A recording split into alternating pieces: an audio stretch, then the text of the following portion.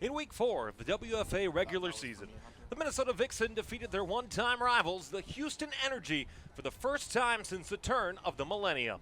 Tonight, Minnesota looks to complete the season sweep as the two teams renew their rivalry in the playoffs for the first time since 2005. And for one team, a loss means this season's success is just another picture to burn. It's the Minnesota Vixen and the Houston Energy on Town Square Television's Game of the Week in partnership with Hastings Community TV 14. With Cam Huffendick, I'm Alex Wested. And Cam, last time you and I broadcasted a Minnesota Vixen game, it was Week 5. The Minnesota Vixen were shut out at home against the St. Louis Slam, and many of us were questioning, would we be here? Yet, thanks to titanic efforts in California, here we are. Absolutely. Things were looking bleak, especially heading to Cali, game in Cali, hostile territory. It didn't look good for that first half either, but the Vixen came out, made some big-time halftime adjustments, as well as probably some fresh orange slices, and made the necessary plays both on the offensive and defensive side of the football to give themselves hope, as well as bring a playoff game back here to Minnesota. Take a look at the playoff brackets in terms of where things are. Cali War and the Houston Energy, the 3 and the 4 seed in the American Conference, separated by just .01 in the Massey ratings. We expected it to be California here, but instead, it's a Houston Energy team that's been riding a high since last we saw them. That they have, and Houston has continued to dominate opponents. Their last 3 games, 3-0, outscoring opponents 166-6. Yes, you heard me correctly. So their offense is highly powered. They win with speed. Minnesota's defense is going to have their hands full. So taking a look elsewhere at that playoff bracket, again, 2 games on the other side of the National Conference have been decided. It's the Alabama Fire over Pittsburgh by a final score of 8-7, and the Boston Renegades, of course, largely over DC. The last score I saw, 35-7, in favor of the Boston Renegades. Keys to the game, Cam, it all starts on Minnesota's offense and their schedule in terms of where they've been hot over the last 2 weeks. It definitely does, and for Minnesota, especially we saw in Cali last week, second half, balance of run and pass attack. You obviously have weapons on the outside, Jackie Radford, Dvorak, but it was Sarah Roche who really took the offense under her wing last week, running the ball not only well on the perimeter, but winning in between the tackles. So for Minnesota, early run, pass, balance, maybe get those safeties sucked down and be able to win over the top with some big play action passes. Weather right now in St. Paul, Minnesota, Concordia St. Paul's Seafoam Stadium, the home of the Minnesota Vixen in 2021. Where we are here today, currently 76 degrees, but Cam, humidity in the air in a Minnesota summer. That it is. It's going to be a game of attrition, especially one thing we point out, Houston only traveling 24 players. And now, I mean, that's a baseball roster right there. So for Minnesota, I think it's going to be a hard-fought first and second half. And the third and fourth quarters, though, where I see them really taking advantage, you're going to probably see fatigue setting in for Houston, especially for those players being both on the offensive and defensive side of the football. Certainly a game where Minnesota has an advantage in that corner. There were 24 teams that began today with dreams of making it to Canton, Ohio for the WFA Championships on the 21st and 22nd of July. New York Knockout, Pittsburgh Passion, Zydeco Spice, Atlanta Rage. Teams who have had their playoff hopes dashed so far. After tonight, just 12 teams remaining, and the road to Canton narrowing ever more slightly. Minnesota will start on offense as the Houston Energy gets set to kick things off here from Concordia St. Paul. Wherever you may be watching us on this Saturday afternoon and into the early evening, we are so glad that you've chosen to join us for the opening round of the WFA playoffs and Minnesota Vixen football. On to kick off for the Houston Energy, Kalia Duma, a offensive tackle listed from Houston, Texas, Trinity University, as she'll boot this one here to the near side, and we're underway from Concordia St. Paul Seafoam Stadium. Here's Shy Rhodes on the return with a big return for Minnesota as she's fearless across the 40 to the 40-yard line itself, and Minnesota starts first and 10 from their own 40. And I'll be interested to see what the script is these first 10 to 15 plays, especially with the success they had on the ground. Look for Sarah Roche probably to get the first couple plays are going to be carries to her, really trying to establish that ground game early. Sarah Roche, after not having a carry Week 7 in Nebraska, really was that bellwether for Minnesota in Week 8 in Cali in the arguably largest upset of the Minnesota Vixens' time as a football franchise, their 25 years in existence. Minnesota approaches the line, first and 10 from their own 40. It'll be Roche in the backfield now with Aaron Kelly at quarterback. From Apple Valley, Minnesota, the flags will fly and a penalty marker before the first snap of the game. Now, hopefully not an indicator for the next 4 quarters we have to see here. Everybody know you got the adrenaline going in a playoff game. You're a little jumpy. This does happen often, but now Minnesota, you got that first play and mistake out of the way. Time to batten down the hatches. Let's see if the game plan might change here now in a first and longer if they kind of stick to their guns in those first couple initial play calls. Minnesota week 4 against Houston, 2 penalties for a total of 20 yards in the 28-14 victory over the Houston Energy, their first since the year 2000. Houston still leads the all-time head-to-head series by a final tally of 4 wins to 2. On 1st and 15, Kelly out of the pistol. Hand off to Roche on first down, as she'll race up the middle, close to the original line of scrimmage, but stopped at the 39-yard line, a gain of 4, setting up 2nd down and 11. And you will take that all day. 4-yard gain. Sarah Roche running confidently in between the tackles. As you can see from your audience at home, very distinctive with those blue gloves and cleats. She's going to be hard to miss today on your TV. Houston Energy so far this season, Cam, very stout on defense. Aside from their week 4 loss to Minnesota, just 6 points given up on the season by the Energy defense. And they make you win through the air. As you can see right now in these first couple plays, they really like to stack that box. Their safeties only sitting at about 10 to 12 yards off the football, so they're going to make you beat them through the sky. 2nd down and 11. They'll go to Roche, looking for space to the right side, as she breaks a big one. Sarah Roche to the end zone. Oh, can't you see? You belong with me. 6 points on the board for Minnesota as the Vixen take a 6-0 lead.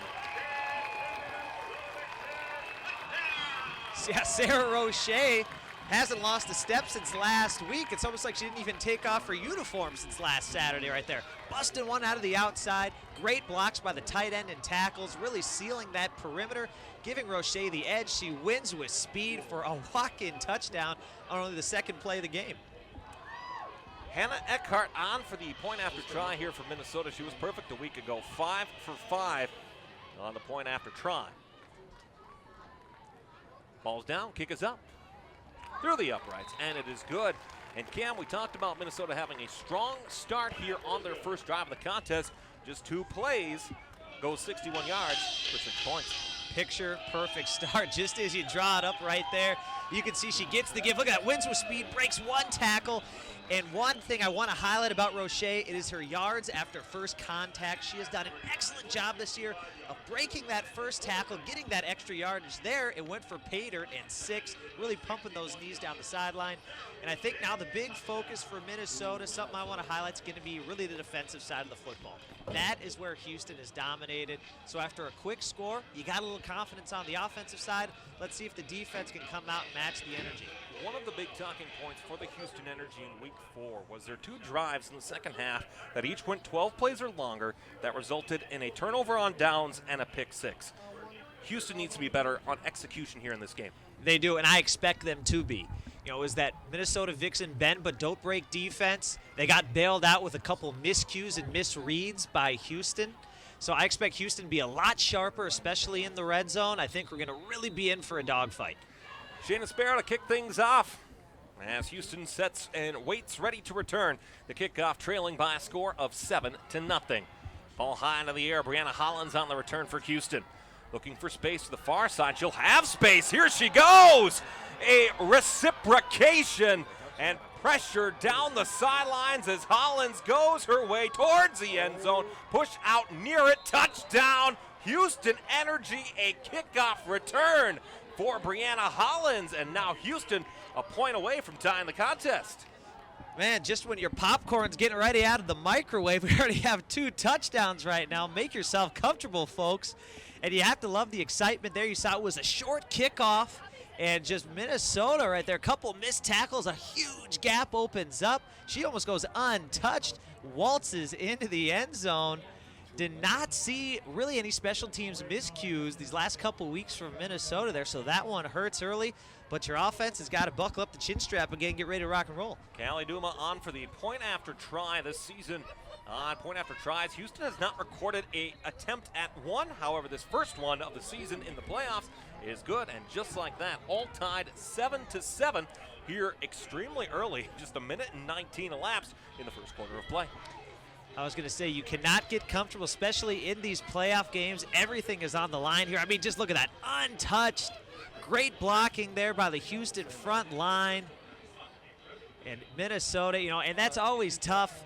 But for Minnesota, you got confidence in your offense right now. Your defense can rest up a little longer, swig a little more water, and hopefully the Minnesota offense can come out and have that same quick strike play ability.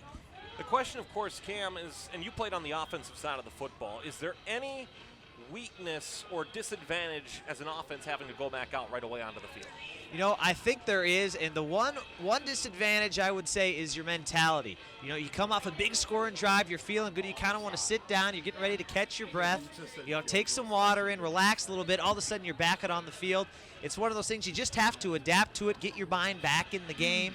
And so I think for Minnesota, it's going to become run these first 2 plays, make sure you are hyper-focused, keep the ball on the ground, and get back in a rhythm. A turnover as well in St. Louis, Missouri, as the Callie War defense able to stop St. Louis short of the goal line. And now as a result, St. Louis and Callie still scoreless. That one very much early on in the contest as well down in the Gateway City. The winner of this contest will take on the winner of that one. St. Louis wins, it's in St. Louis. If Callie wins, then either Houston or Minnesota will host the American Conference Championship playoff. So Duma set to kick things off once again here for the Houston Energy as a little bit of a squib kick going for the onside. Ball's batted around and falling on it. I think Houston has recovered it. And what a break for the Houston Energy. A kickoff return touchdown. Now more special team success as Houston's offense takes to the field. And special teams, a lot of times, especially these playoffs games, is where the game is won right there. You can see short little kick just pooches it up and just goes right through the wickets. That is a free ball scrambling down there, and Houston falls on top of it. Back-to-back special teams miscues for Minnesota, something they're really going to have to tighten up here if they want any chance of winning this ball game. So it'll be 1st and 10 for Houston at their own 45-yard line, week 4. For Minnesota against Houston, Cam, the defense of the Minnesota Vixen struggled against Houston. They bent, but they didn't break, and they got big stops when they needed to. They did. Houston ran the ball very well, did have struggle passing on the perimeter, but got down to the red zone, but where it counted, Minnesota's defense really stiffened up. Christina Jakes on the handoff, going to the right side, looking for space, trying to go further there. Alexis Alexander, the first ball carrier for Houston here in this contest. A pickup of 1 sets up 2nd down and 9. So we, of course, have that double-headed monster in the backfield of Wilson and Haynes, 2 of their featured backs in that initial matchup against Minnesota. Those are 2 key players on that Houston offense to keep your eyes out for. Alexander on the season, 19 carries, 139 yards. Houston's offense led by quarterback Christina Jakes. 44 of 81 this season, 6 touchdowns, 1 interception through the air, almost 500 yards. Just 11 yards shy of that marker. On 2nd down and 9. Jakes will send Kara Haynes in motion to the right side of the offensive line. On 2nd and 9, Wilson, handoff to the right side, looking for space, will step out of bounds, and Brooke Wilson, with almost 500 yards on the ground this season for the Houston Energy, gets her first carry of the afternoon. Wilson, track star speed. Look for Houston really to stretch the field with her and Haynes. Again, back to the initial meeting, we saw a majority of the carries on the perimeter. So they're really going to look to have their tight ends and wide receivers capping that edge, allowing Wilson to get around the outside and win with speed, just like we saw Rocher do. So it's going to be a huge focus, especially for those cornerbacks for Minnesota, to win, shed those one-on-one blocks, and get Wilson back to the middle of the field. Wilson with a 4-yard touchdown run on Houston's first drive in week 4 between these 2 teams. He's getting a carry now. Houston, as this time rolling back to the far side, Brooke Wilson looking for space, but nothing doing there. If anything, she stepped out prior to the line of scrimmage, and I'll set up 4th down and 7. Right at midfield, I think the offense stays on the field.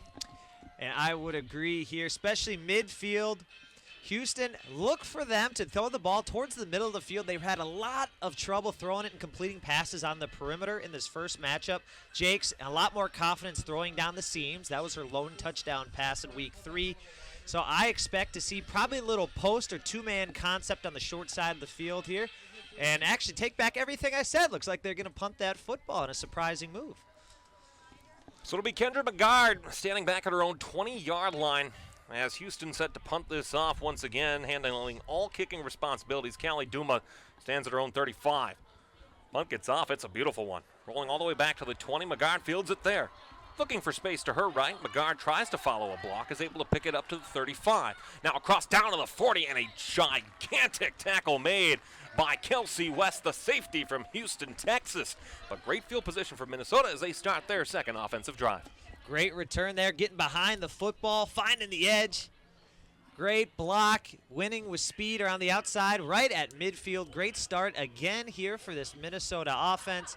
Look for them to keep establishing the ground game early until Houston can stop it. 11:04 left to go in the opening quarter of play here from Concordia St. Paul Seafoam Stadium. Concordia St. Paul, a Division II side out of the Northern Sun Conference. Their athletics are named the Golden Bears, playing teams in Minnesota, North and South Dakota, and the state of Iowa. On first down and 10. On the handoff, they'll race their way up to the middle as the ball carrier Roche picks up 5 yards on the opening play of this drive. Second down and 5. So dominating the ground early. The success through the pass game this year is really derived off an early ground attack. We've already seen the secondary for Houston playing very shallow, stacking that box and aggressive. They're going to force these Minnesota receivers to win over the top, primarily with an outside release. So look for Jackie Radford probably lining up in the slot as well as on the perimeter. They're going to look to try and get her one-on-one coverage, probably set up the play action here shortly. Minnesota both 6th in rushing and passing this season in terms of yards per game. On second down and 5. Hand off to Roche, out to the left-hand side, across the goal line to gain, across midfield, and a Minnesota Vixen first down by the feature running back, Sarah Roche.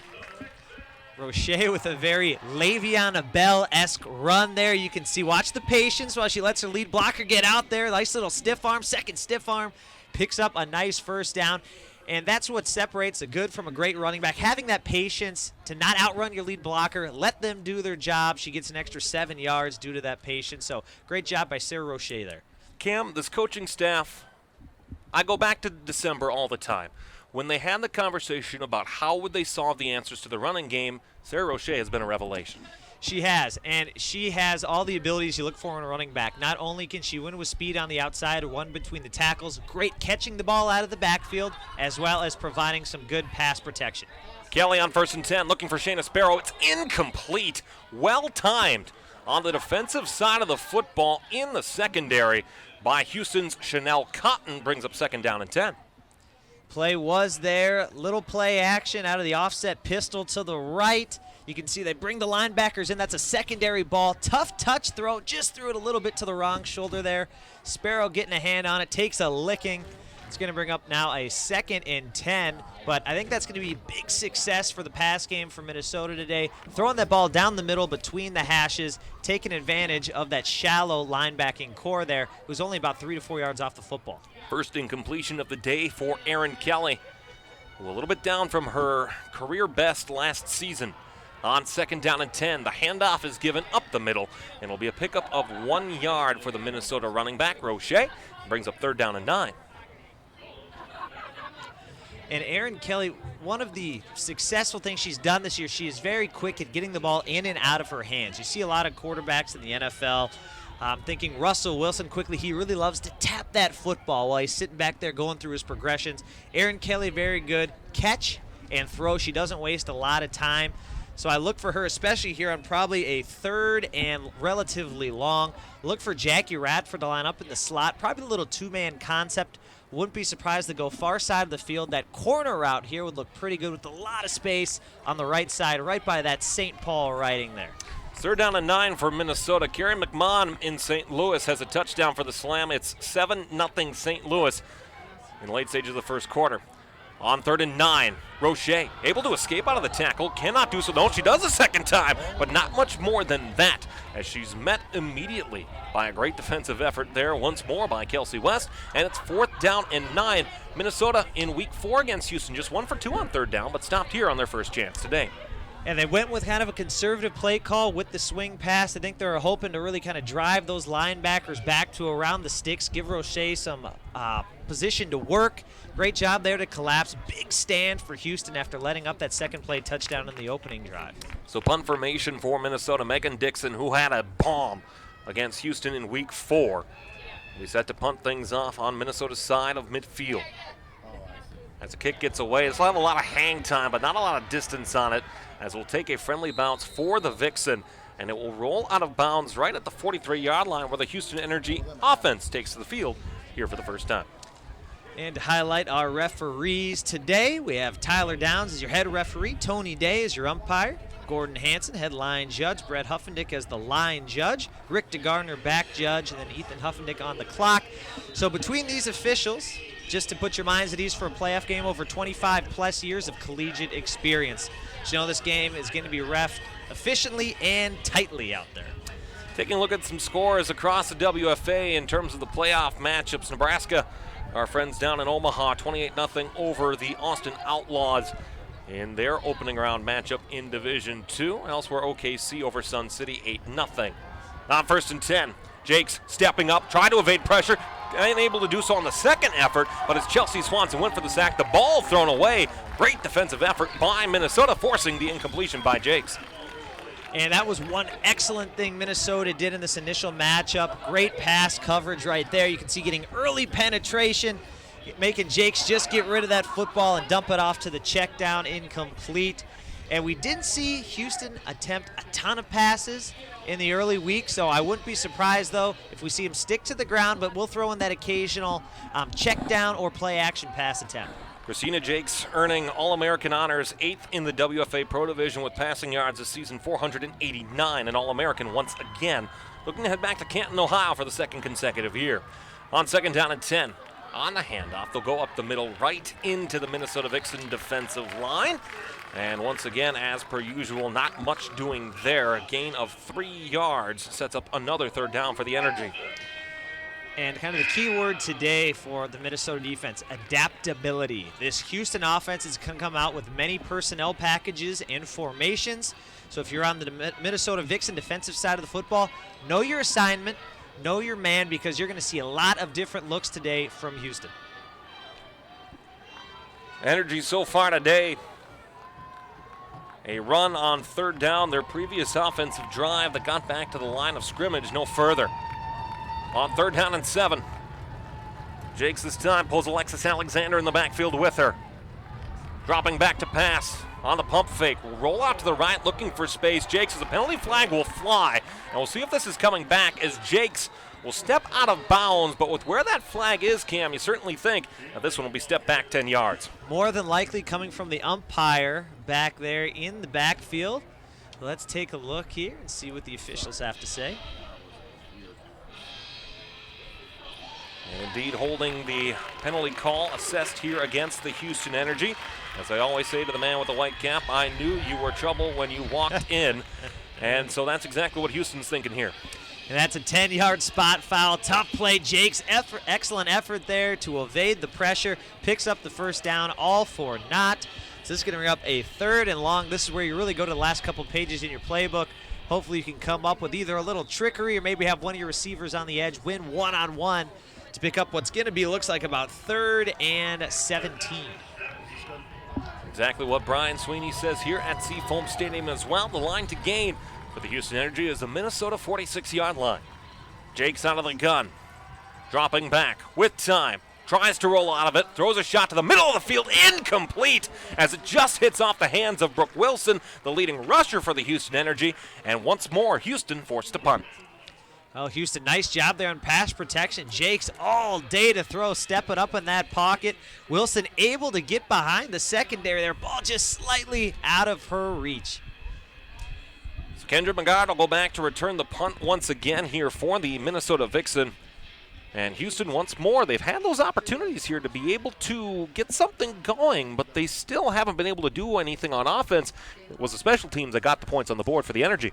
It was, and I think these teams still having that kind of early playoff jitters. You know, the adrenaline is still pumping a little bit. I think this drive here, we're going to see both teams kind of settle down. Oh, there's another special teams miscue. A line drive bobbled by Kendra McGard, and the Gunners for the Houston Energy provide the surge Houston's needing. Another special team success for Houston, as first to it, Carmel Glumak on the fumble recovery, bobbled by McGard, and once more, Houston's offense with another gift by the Minnesota special teams. We are just giving it away. Christmas come early. Now we have the kick coverage, punt team, and punt return team for the Vixen. that have all had costly snafus. That one right there, she just was looking downfield, ready to run with it before she had it in her hands. Nice job there by the Gunners on that coverage to get on that football. And Houston, again, starting with excellent field position. Let's see if they can capitalize. Minnesota looking to very quickly shake it off. We'll see if they're able to do so. As now for the Houston Energy, they'll have it 1st and 10 from their own 23-yard line on the Minnesota side of the field with 5:49 left to go in the game's opening quarter. All tied 7-7. Bob the snap that time to Jakes, trying to roll out of it, but 2 Vixen players are there and slam her to the turf. A massive loss of 7 yards for the Houston Energy. And the mistakes continue. You can see right here, snap slightly high into a right, is able to corral it. Great job there by the Vixen to get in the backfield, bring her down with a nice gang tackle. Exactly what you need after a huge turnover, pretty much gifting Houston 6 points. And huge stop there by Minnesota. That's going to force Houston probably to take to the air here, if not on this play, on 3rd down, and potentially force a turnover. The sack for a loss of 8 yards. Really, really well done by the Minnesota defense. On 2nd down and 18 at the Minnesota 31-yard line, Jake's back under the center. Hand off to Alexander. Rolling to space to the left side, but right on it, Britta Clark, the defensive lineman for the Minnesota Vixen. She gets first contact on Alexander for the tackle. It'll be a gain of 1 to 2 yards, setting up another 3rd down and long for the Energy. And Alexander, her 2nd carry today. We did not see her featured very much, if at all, in that first matchup. So you can see they're really trying to establish the ground game in between the tackles, maybe trying to suck in those linebackers, get the eyes in the backfield, allowing you a little perimeter space to operate. 3rd and long again here. Wouldn't be surprised if we see probably Houston drop one of those similar pass plays they had early, kind of a 4 verticals with a slight bend on the slot receivers. You're going to see trips right, so look for that 3-man route concept, probably something to the middle of the field. 3rd down and 16. Line again for Houston, the Minnesota 14. Jakes out of the gun with Alexander in the backfield. 3 receivers out to her right. Jakes dropping into the pocket, passes thrown incomplete, intended over the middle. I think she was looking for Brianna Hollins, but once more a 3rd down drive that ends via an incompletion. An interesting decision there by Jakes, throwing one across the middle, only about 4 yards past the line of scrimmage. I think they maybe were trying to get into field goal range there, but ideally for Houston, you wanted to get at least back to the original line of scrimmage to pick up a 4th and manageable. Now you're left with about 4th and a long 16. This is one maybe you're just trying to throw it up to the sticks. Hopefully somebody comes down with it.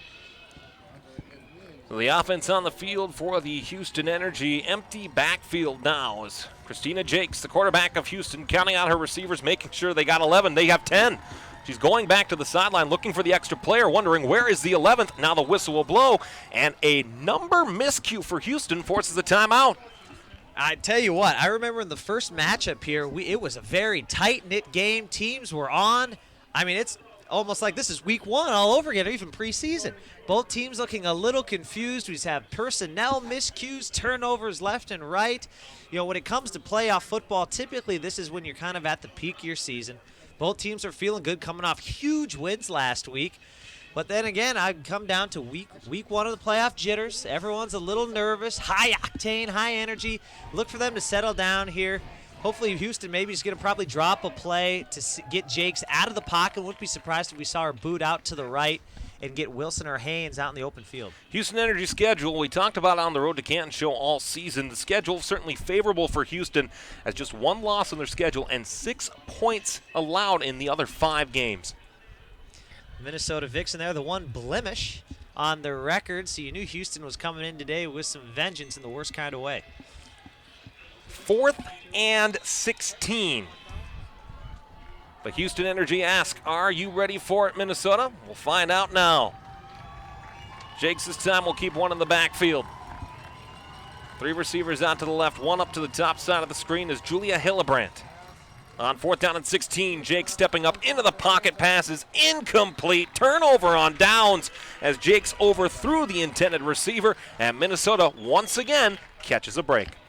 They do. The Minnesota Vixen defense coming out with a couple big stops early, especially given the Houston favorable field position.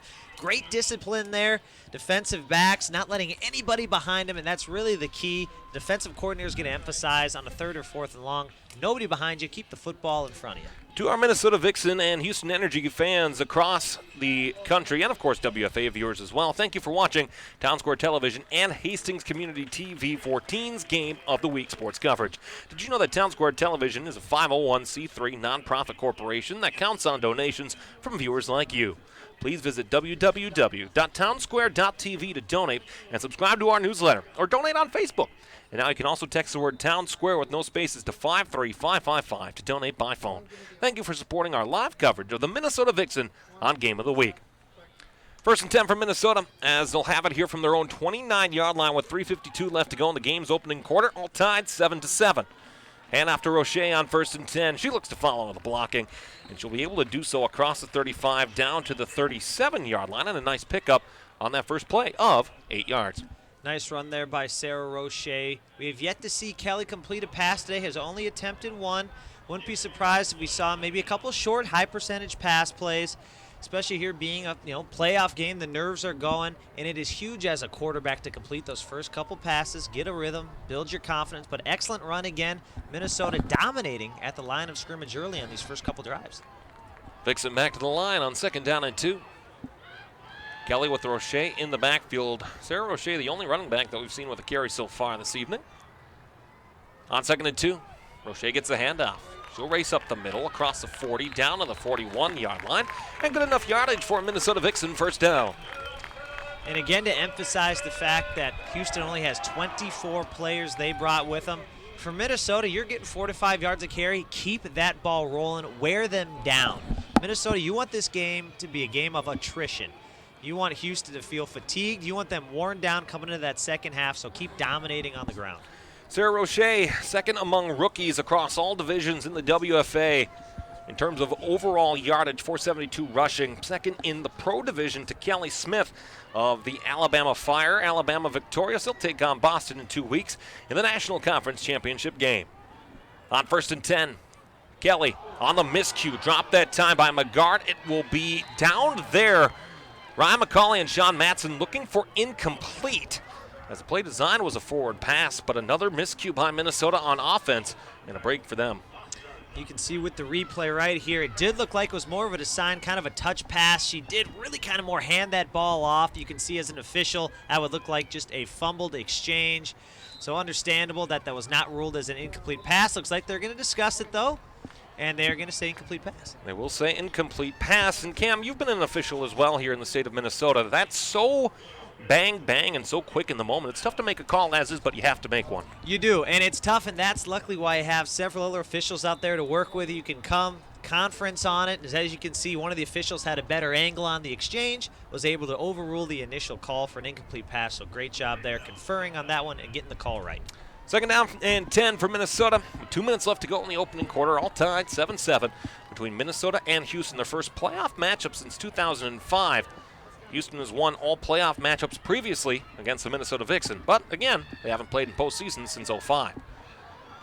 Roche, the handoff, had her hand on the ball as she was dragged on the jersey and pulled up. Great sportsmanship as well by the Houston Energy's Kelsey West after the tackle. West made gain of 4, sets up third down and 6. Third down and 6 here. Far side of the field on the left side. Kelly, of course, being a right-handed quarterback, always a little more difficult of a throw. Wouldn't be surprised, though, if we saw two-man concept, probably on the left with Radford in the slot. Again, that corner route this year has really worked well for her. She's been able to win over the top, so wouldn't be surprised if we see the Vixen at least push to the sticks, if not go for a little more. West 15th on Houston in tackles this season. She had 11 coming into play here today, but she's had her name on the defensive side of the ball quite a few times already. On third down, and it'll be 6 yards to go. Line of gain is Houston's 49. Shayna Sparrow across the line in formation to the left side as Kelly awaits a snap. On the handoff, Roche looking to follow the blocking as the ball remains on the ground and run into immediately Kristen Ayo Taylor with first contact for Houston. It's a pickup of 2, and once again, decision time for Minnesota. Tentative third down play call again for the Vixen. We're going to see him roll out the punt unit. You know, it is early in the game. She's still kind of feeling each other out. You'd like to see Minnesota have the confidence to air that ball out there on third and medium, but they're going to rely on their defense, who's done a great job to get the ball back in the offense's hands. This will be 4th down and 4. It will be punt formation. Megan Dixon is set and ready to punt. Brooke Wilson stands at her own 15-yard line, waiting to return the Dixon punt. Right-footed boot. Has some great hang time, but once again comes to the near side of the sideline. It will roll out of bounds, and possession will be granted to Houston. 1st and 10 at their own 40 with 13.2 seconds left to go in the game's opening quarter. All tied 7-all.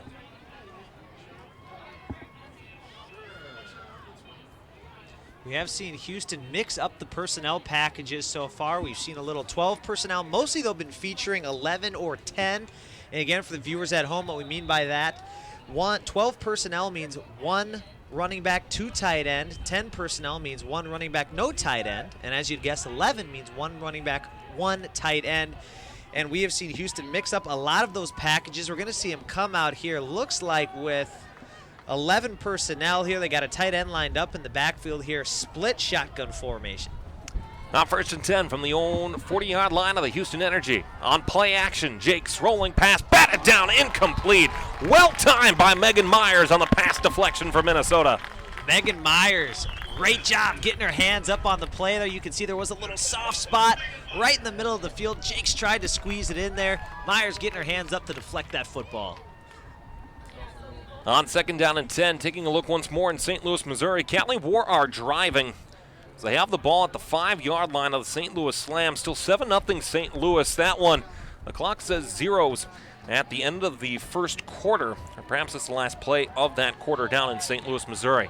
Once again, the winner of this contest will take on the winner of that contest in St. Louis, either in St. Louis or at the winning team's home next weekend. On 2nd and 10, Jakes again with the play action, rolling out to the right side. She will keep it herself as she tries to evade pressure and cannot do so further before she's tackled after a fine gain of 8 yards on 2nd down, setting up 3rd down and 2. And the clock reaches double zeros here, so we head to the second quarter. An exciting start to the first quarter, then just totally mistake-ridden. You got kind of a taste of everything. Looks like both teams, though, settling down a little bit. They're all going to take a breath here at the break. Second quarter of play coming up soon. 7-7 our score here on your home for the Minnesota Vixen, Town Score Television, and HCTV.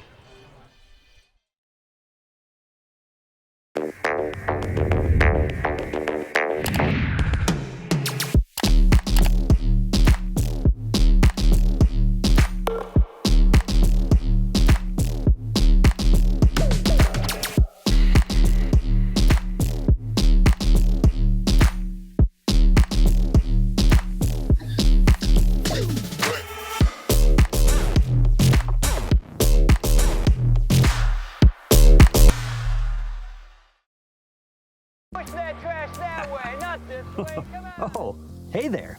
Do you like HCTV? That's one small step for Hastings and one giant leap for community television.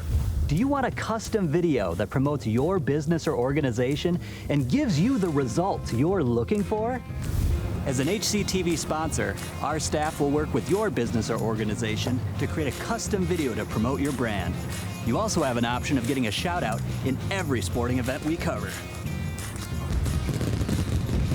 And that's 3 points for your business. So support HCTV today! Go to hastingstv.org/sponsors for more information or to give a one-time donation.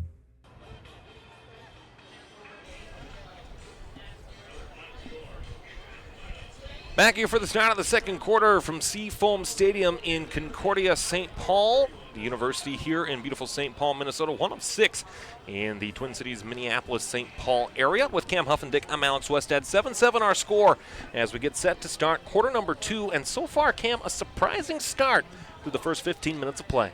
Yeah, I do not think we saw this coming, especially after the initial matchup. Both these teams were really locked in from the start. Very clean football game so far. A lot of special teams miscues, a couple turnovers here and there. Also, there's been an absence of a pass game. Both teams featuring a lot of ground game. We've seen a lot of incompletions, though. So I look for probably the run game to be a little more prevalent here, but wouldn't be surprised if we see both teams, now that they're settled in, start airing it out a little more. Of course, it is Pride Night here for the Minnesota Vixen players wearing their Pride jerseys. for the course of this game tonight. So if you are watching from Pride over in Minneapolis or anywhere around the state of Minnesota, a very happy Pride to you and yours. On 3rd down and 2, Jakes will go with 2 in the backfield once again. 2 receivers on the top side of the formation and 1 here off to the near side. Line to gain the midfield stride. On 3rd down and 2, Jakes with time, batted down, incomplete. Great pressure by Sam Barber, who doesn't want this to be her last home game. It's 4th down. Barber coming off the edge does a great job there, making Jakes uncomfortable. You can see she just gets a little bit of happy feet when she sees that rush come in. Barber getting the hands up to bat that ball away. Now it's decision time here for Houston. Looks like they're going to keep the offense out there. The St. Louis Slam have allowed their first points on defense this season, as the Cali War have just put the ball into the end zone. 7-6 St. Louis, pending the 2-point conversion by the Cali War. Of course, we found out 2 weeks ago that Cali does not have a kicker, and so they will be going for 2. Perhaps could help them against St. Louis, or perhaps could hurt them as it did 2 weeks ago. On 4th down and 2, Jakes under center. Pitch to the far side, looking to connect there with Gaines, and escapes one tackle before she lost it and is down towards the 47-yard line. 1st down on 4th down for the Houston Energy. That's the Energy bread and butter right there. Get the ball on the edge. Haynes, a great athlete with good speed. Her and Wilson, a solid 1-2 punch. Wilson coming in as the lead blocker right there. Haynes does a nice job breaking a tackle, nearly puts the ball on the ground, picks up a big Houston 1st down. They're going to keep this drive rolling. So Houston able to move the chains. They pick up here on this drive here, they pick up their 2nd 1st down on it, as they'll have it 1st and 10 from the Minnesota 47-yard line. Direct handoff to Alexander across the 45. Not much further than that as she'll stumble forward to the 44. It's a pickup of 3 yards, setting up a 2nd down and 7 here for the Houston Energy. And I believe Houston, especially traveling, only 24 players. The reason we're probably seeing Alexander get a few more touches, save the energy of Wilson and Haynes. You got a lot of football ahead of you. If Alexander can relieve them with a couple touches up the middle, especially if you're picking up 3 to 4 yards, that's something that can really assist with the longevity and success of this Houston offense into the latter quarters. So 13:44 left to go here, 2nd quarter of play. Taking a look at where things are at, Houston with 2 timeouts remaining, Minnesota with all 3. Touchdown so far today, Sarah Roche from 61 yards out. Then about a 61-yard touchdown return on the kickoff by Brianna Hollins. That's how we've gotten to our score of 7-7 here in quarter number 2. Jakes looking to pass on 2nd down and 7. Unleashes a shot to the far side. It's incomplete. She was looking on that far side for Hollins, and great coverage off to the far side by Minnesota. Sets up 3rd down and 7. Another key to the game for that Minnesota defense. Inside leverage if you're a cornerback, especially playing man-to-man coverage. Jake's really struggling to complete passes on the perimeter, as we saw in the initial matchup as well as this week. Make her throw to the ball to the outside, force those one-on-one plays. They're going to have a lot more success. So if you're a defender here for Minnesota playing man-to-man coverage, really have that inside leverage, force that receiver to the outside. 3rd down and 7 here at Seafoam Stadium.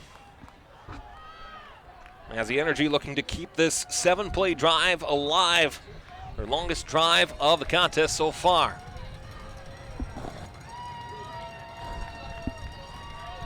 Jake's out of the gun. As the flags will fly, I think we have Chelsea Swanson, who jumped a little bit too early there. No, they'll say false start on Houston. Penalty flag that could have gone either way, this time hurting Houston for their 2nd penalty of the day. Nice job there by the line judge right on top of that one. Someone couldn't hold their water, so they're going to bring that back. That's going to be 5 yards from the original line of scrimmage. It's going to be 3rd and about 12 yards. Again, for Houston, they have really struggled throwing the ball early today, so that's going to work out in Minnesota's favor here. Let's see if they can keep that trend going.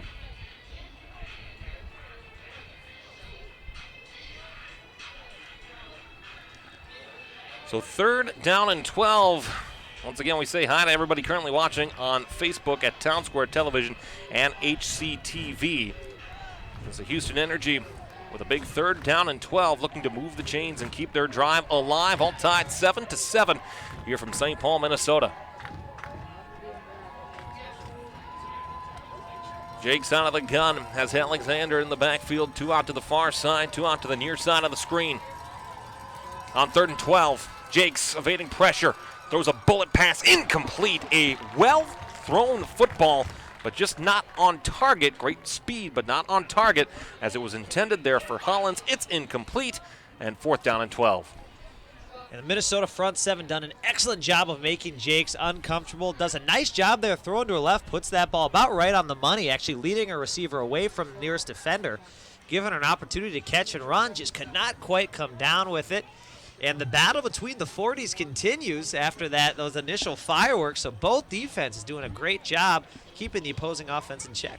The only play that has not been run in a 30-yard line as more penalty flags fly. The only play so far today, Cam, that has not been run in the 30s or the 40s has been Minnesota's first play of their last drive in which they ran it on their own 29. How about that? It's your classic old school battle right now. In between the 40s, you think back of some of those 1980s, 90s matchups, Green Bay Packers, you got the Niners, the Cowboys, battling in between the 40s, wearing that turf down. Eventually somebody's going to make a big play. Hopefully it's Minnesota. So after the 5-yard penalty, it's 4th down and 17. As this time the punt just barely able to get away. As he's looking for the penalty flag as a roughing or running into the kicker that time on Callie Duma. She's still down on her knees back at the 35. Minnesota will take over the football, but certainly an odd play on special teams once again. It was a little discombobulated, bad snap. Let's see the replay here. And looks like, tough to say, Minnesota may have just gotten a piece of that football. It's hard to tell from us here at the booth, but of course, if they do get a piece of it, that nullifies any running in or roughing of the kicker. Let's see one more time where you can see the pressure getting through. Tough to say. My guess, if there was no flag on the play, they probably just got a piece of that football. So a nice break there for Minnesota, not to run into that penalty. They're going to start with a fresh set of downs, and again, optimal field position. 1st and 10 from their own 33. On the first play of this drive, Roche has some space, but she's met pretty much immediately after picking up 3 yards on the play. Well-timed tackle that time by Danielle Smock from Humboldt, Texas, Grand Canyon University. 2nd down and 7. I think Houston really starting to zone in here on Roche, continuing to stack that box, getting a little more penetration in the backfield. Minnesota might be time to start looking into the playbook, into some of those pass plays. We've seen Kelly have a lot of success, too, bootlegging to her right. Got a lot of field here on 2nd and manageable. Let's see what Minnesota formation, they come out in. Smock 8th on the team in tackles this season for Houston. 23 combined tackles, 4 for loss. On 2nd down and 7. Kelly with Roche in the backfield once again. 2 to the near side, 2 out far. Play action. Kelly looking for Nikki Hyber. This pass is completed to Hyber at the 39-yard line. And that'll give Minnesota a 3rd down and manageable. As that's not Hyber, that's McGard. Again, the pride number is very difficult to read from up here. So instead, it'll be McGard on the reception, 3rd down and 2. McGard, nice shoestring catch there. Looks like she just got her hands under that one. Though not a big gain, Kelly, you'll take that. It's all about the little completions early on in the game. Get yourself some confidence in the rhythm. 3rd and medium here, you can really go with a run play or a pass. So Houston's going to be probably guessing. Let's see what Minnesota does coming out in 11 personnel. Minnesota struggling on 3rd down today. They're 0 for 3. Again, 1 for 2 back in week number 4 against these Houston Energy. Kelly out of the pistol. I'll hand it off to Roche once again on 3rd down. She'll skate to the right side, looking for that line to gain. She'll be close to it, and the line will be good enough, and a Minnesota Vixen first down picked up as a result. Moving the sticks there, Roche. Nice carry, just get enough space to get to the sticks. It is tough for all you running backs at home. The frustration running out of the pistol. You don't quite have as much momentum coming downhill when you're getting that football in the breadbasket. Great job there by Rocheo. Keep the leagues pumping. Again, getting about 1.5 yards after that initial first contact to give Minnesota a fresh set. 1st down and 10 for the Minnesota Vixen. Ball at their own 43-yard line as we continue to wind the clock down here. 10:43 left to go. 2nd quarter of play from St. Paul, Minnesota. Kelly dropping back to pass, throws it to Amanda Dvorak, looking for space across midfield, escapes on a 1 tackle by the Houston Energy, but she's chased down for a tackle that time by A.S. Jones, but Minnesota picks up another 1st down. Dvorak there on the tunnel screen, taking total advantage of how Houston came up and lined out, stacking the box with their linebackers with safeties in the corners at about 8 to 10 yards. They take advantage of that free space. Dvorak does a great job breaking a couple high arm tackles for another fresh set of downs. All of a sudden, Minnesota, with a little momentum, they're rolling. Jones for Houston, an All-American, first-team All-American for the Energy, team leader in sacks this season with 3. On 1st and 10. For Minnesota at the Houston 46-yard line. Kelly out of the pistol as Train Griffin with her first carry on the evening. Rolling to the left side across the 40, able to stay on her feet. Look at this by Train Griffin. Down to the 38-yard line, a pickup of 8 yards for the Train. Get off the tracks when the Train is coming through. Great push up front by Minnesota. Train Griffin not getting touched till about 4 to 5 yards past the line of scrimmage. Lowers that helmet, lets the momentum take her for an extra 2 to 3 yards. You can see the push by some of the linemen. Excellent carry there by Minnesota. Again, first down success they've had, and that's really been the key for Minnesota today and on this drive. Success, first down, run play, setting yourself up with second and manageable, where you really have the whole playbook at your dispense. Here's 2nd down and 2 at the Houston 38. They'll give the ball right back to Train. She'll switch hands with the ball, trying to gain first down yardage as Jones on first contact stopped her close to the line to gain. This might be a 3rd down and inches due up here for Minnesota, or will they move the chains here? They will. First down, Minnesota. So Train Griffin coming in, giving Sarah Roche a bit of a breather. She's going to stay in that ball game there. Train Griffin, too, excellent for pass protection. So if you're looking maybe to come out, get Kelly Booten out of the pocket or straight drop, Train's a great job of picking up a blitz or potentially chipping an offensive end, helping out one of your tackles. Minnesota with 3 first down conversions on this drive. The prior 3 drives for Minnesota, they had just 2. On 1st and 10 for Minnesota at the Houston 36-yard line. 8:40 left to go here, all tied 7-7.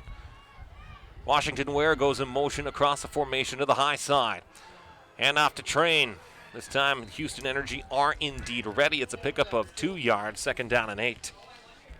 Little window dressing there with Washington Ware. We have seen already featured today that little touch pass. Wouldn't be surprised if we see it again. Both these teams, great athletes on the outside with good speeds. They're going to try and win on the perimeter. Minnesota doing a nice job winning between the tackles. Wouldn't be surprised, though, if we see them stretch the ball out a little bit. Especially you can see hands on hips there for that Houston defense. They're probably feeling worn out a little bit in this Minnesota humidity. Brian Wiggins, head coach of the Houston Energy, his 20th season. Has great football experience. We talked about it in week 4. Arena football in New Orleans, the Canadian Football League with the Calgary Stampeders, and Lee holds the CFL record for receptions in a game with 16. Also having played time with the Carolina Panthers of the NFL. Here's Washington Ware with her first carry of the day. She's got a great offensive burst, close to the first down marker, as she'll be down to the 27-yard line, maybe the 26. And it should be a 3rd down coming for Minnesota. Easiest passing yards Kelly's going to have all day. You can see once again they bring her in motion, and there it was. Just a little trickery, diverting the eyes of the Houston defenders. Washington Ware getting around the edge there, cutting it back for a nice gain. 3rd and a short 1. Minnesota now 1 for 4 on 3rd down opportunities here today, as they look to continue to add to this drive. Already 9 plays, now longest drive of the game for either team here. 7:01 left to go in quarter number 2. On 3rd and 1, Ware back in motion, cross the formation to the near side. On the pitch, they'll go to Roche. Roche has a first down, stays on her feet, looking to go back to the right side, but met in the backfield and tackled there. After a first down yardage gain, she's tackled by A.O. Taylor as Minnesota moves the chains for the 4th time on this drive. Washington Ware is going to have to be careful there going in motion. She started to creep up towards the line of scrimmage. That can be a procedural penalty. So you can see probably the offensive coach there telling her, hey, make sure you're staying flat when you're coming across in motion. That's something one of those line judges on the line of scrimmage eventually will throw a flag on if they catch it. So nice break there by Minnesota and a big first down pickup. Offensive coordinator Sean Matson under head coach Ryan McCauley. McCauley, coach of the year in the American Conference in the WFA Pro Division a season ago. On 1st and 10, they'll give the ball to Roche. She stays on her feet, comes back here to the near side, looking for much more than that, but she's spun around on a fine tackle delivered by Chanel Cotton. A gain of about 1 yard on the play, 2nd down and 9.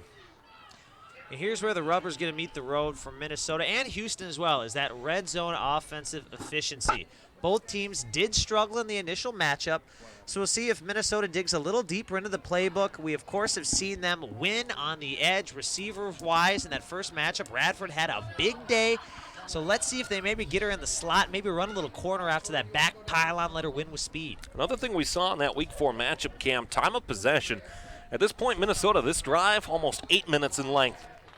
And that's another huge key for this Minnesota offense, because where Houston does their damage is on the offensive side of the football. So you're keeping Wilson and Haynes on the sidelines, ball out of their hands. You're doing it right and giving yourself a lot better chance to win the ball game. 6 points allowed by the Houston defense to any team except Minnesota. Kelly on 2nd down and 9, going towards the end zone, passes complete, touchdown! Into the end zone, great catch delivered there by Kayla Ross as Minnesota takes a 13-7 lead.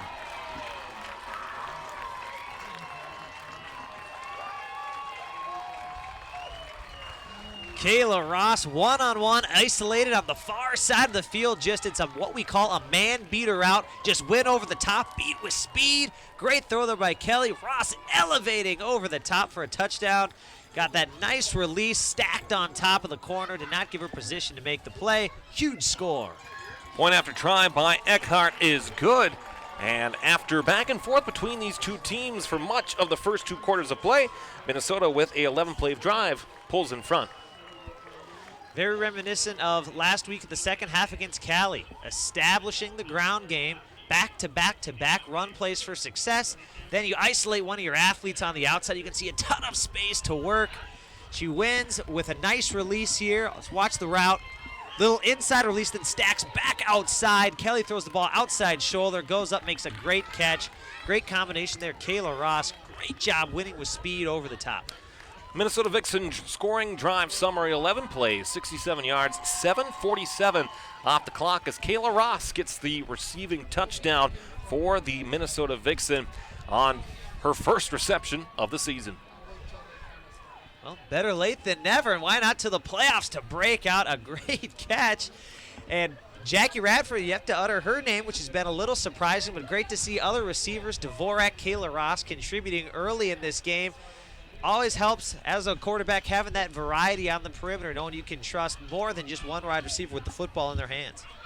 So Shayna Sparrow set to kick things off. Minnesota leading 14-7, 5:18 left to go in quarter number 2. Remember, Houston Energy will start on offense on the other side of the halftime break. Sparrow to kick off.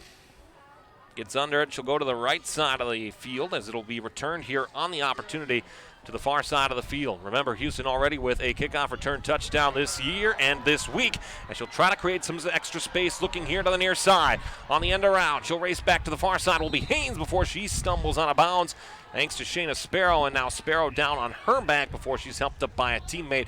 But once again, a superior return by the Houston Energy. And there's an infuriated special teams coordinator down on the Vixen sideline somewhere. So you can see with the replay when we pop it up here that Minnesota, great job actually with containment. Issue was they just couldn't wrap her up and take her down. They had her stopped right around about the 45-yard line. Could not make the tackle. Haynes does a great job bouncing it outside, winning with speed, bringing that ball all the way down to the 34-yard line. And for Minnesota, special teams, that's where these games are won and lost. So Houston, with their best starting field position of a drive today, it's 1st and 10 from their opponent's 36-yard line.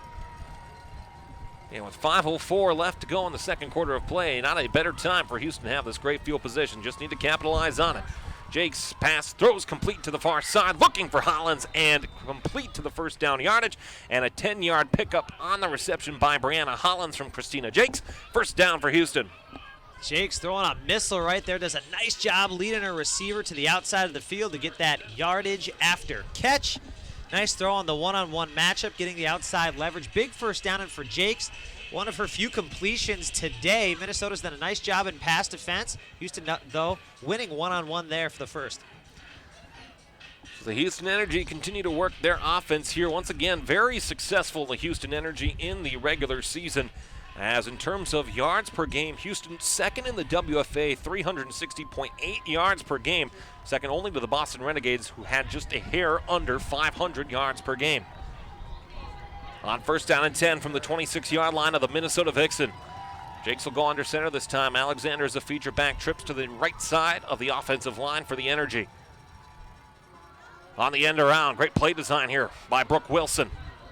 Will cut back to the inside, looking to follow her blocking there, and will throw herself forward for first down yardage. And another great play out of the bag of tricks for the Houston Energy as they appear to have moved the chains again. No, it'll be second down. And that's where Brian Wiggins' arena and Canadian Football League experience comes in. If you've ever watched any of those games, a lot of different formations, a lot of window dressing, a lot of reverses, a lot of deep passes, utilizing his athletes there. Wilson with a great carry, a little shake and bake, spins, cuts it back. A lot going on there. Nice gain of 9 yards. And Houston here off and running with ease all the way down inside the red zone. Second down and short. I'd say second and inches. As Jakes will go back under center, Alexander is the feature back. One receiver out to the far side is Hollins. Hand off Alexander. She's got the first down for sure this time as she'll go down towards the 11-yard line. She's stopped there as Houston Energy now able to pick up the first down once again. And the Energy offense is starting to surge. And for both teams that really like to win on the perimeter and with speed, it has kind of been the battle of the power back so far. We got Train, Griffin, we got Alexander carrying the ball between the tackles, rumbling and stumbling, shoulder pads cracking. So we got some old school football with a mixture of some trickery. You just love to see it. We're getting a variety of everything. Fresh set of downs for the Houston Energy as they have it first and 10 from the Minnesota 11-yard line. As 2:38 and counting left to go here in the second quarter of play. Houston with 2 timeouts, Minnesota with all 3. Jake's back under center. She'll go the handoff once again as they bobble it this time. Jake's able to pick it up, trying to see if she can make something out of this. She'll fire it to the end zone. Passes incomplete. Flag flies on the near side on a busted play by the Houston Energy. And I like the decision by Jakes to put it towards the end zone, but almost disastrous there. It was, and I think we're going to get an illegal man downfield here as that was an initial run play. And we will, yep. So that's a run play there, so your linemen are run blocking, which means they are going more than about a yard past the line of scrimmage. So for Jakes, that's one you just really want to hold on to it, tuck it, and go down for a loss. You can see the lineman downfield more than past a yard. She just throws that one up. Lucky it wasn't intercepted. That one's going to cost them 10 yards. You can see them bringing the ball back. And so a tough play there. Another miscue for Houston. The struggles in the red zone continue against this Vixen defense. Houston in the regular season, 8th in the WFA Pro Division. They committed 2.6 penalties per game. And they averaged just 27 penalty yards per game as well. They're 4 for 25 right now. Whistle will blow. Timeout will be taken by the Houston Energy, and they will have to stop there. And what really here, Cam, is a statement drive for Houston.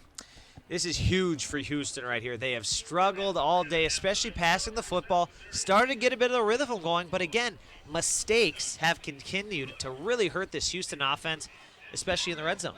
For Cam Huffendick, I am Alex Westad on production here tonight from Hastings Community Television. The great Hunter Pinky is here.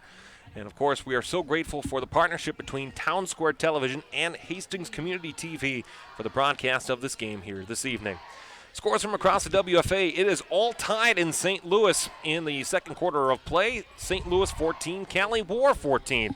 As this time, once again, the Cali War have given up points on defense for the first time this season. Elsewhere scores in Division 3, Rocky Mountain Thundercats and New Mexico Bonitas are scoreless in the first quarter. And down in Oklahoma City, 8-0 Lady Force over Sun City Stealth. Halftime in Omaha, Nebraska Pride 35-0 on top of the Austin Outlaws. West Palm Beach 12-0 over the Virginia Panthers. In the third quarter in Revere, Massachusetts, the Renegades leading all over the DC Divas 49-7.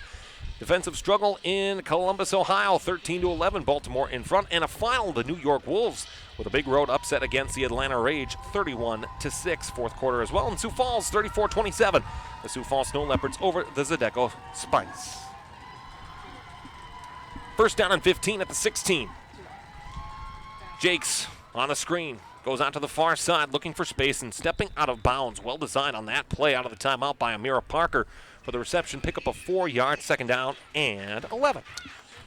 Houston coming out in 20 personnel, meaning 2 running backs, no tight ends. You can see with Haynes and Wilson both flanking Jakes in the backfield there. You want your playmakers on the field, especially when you're sniffing the end zone. Nice gain there, just taking what they were given by the Minnesota defense.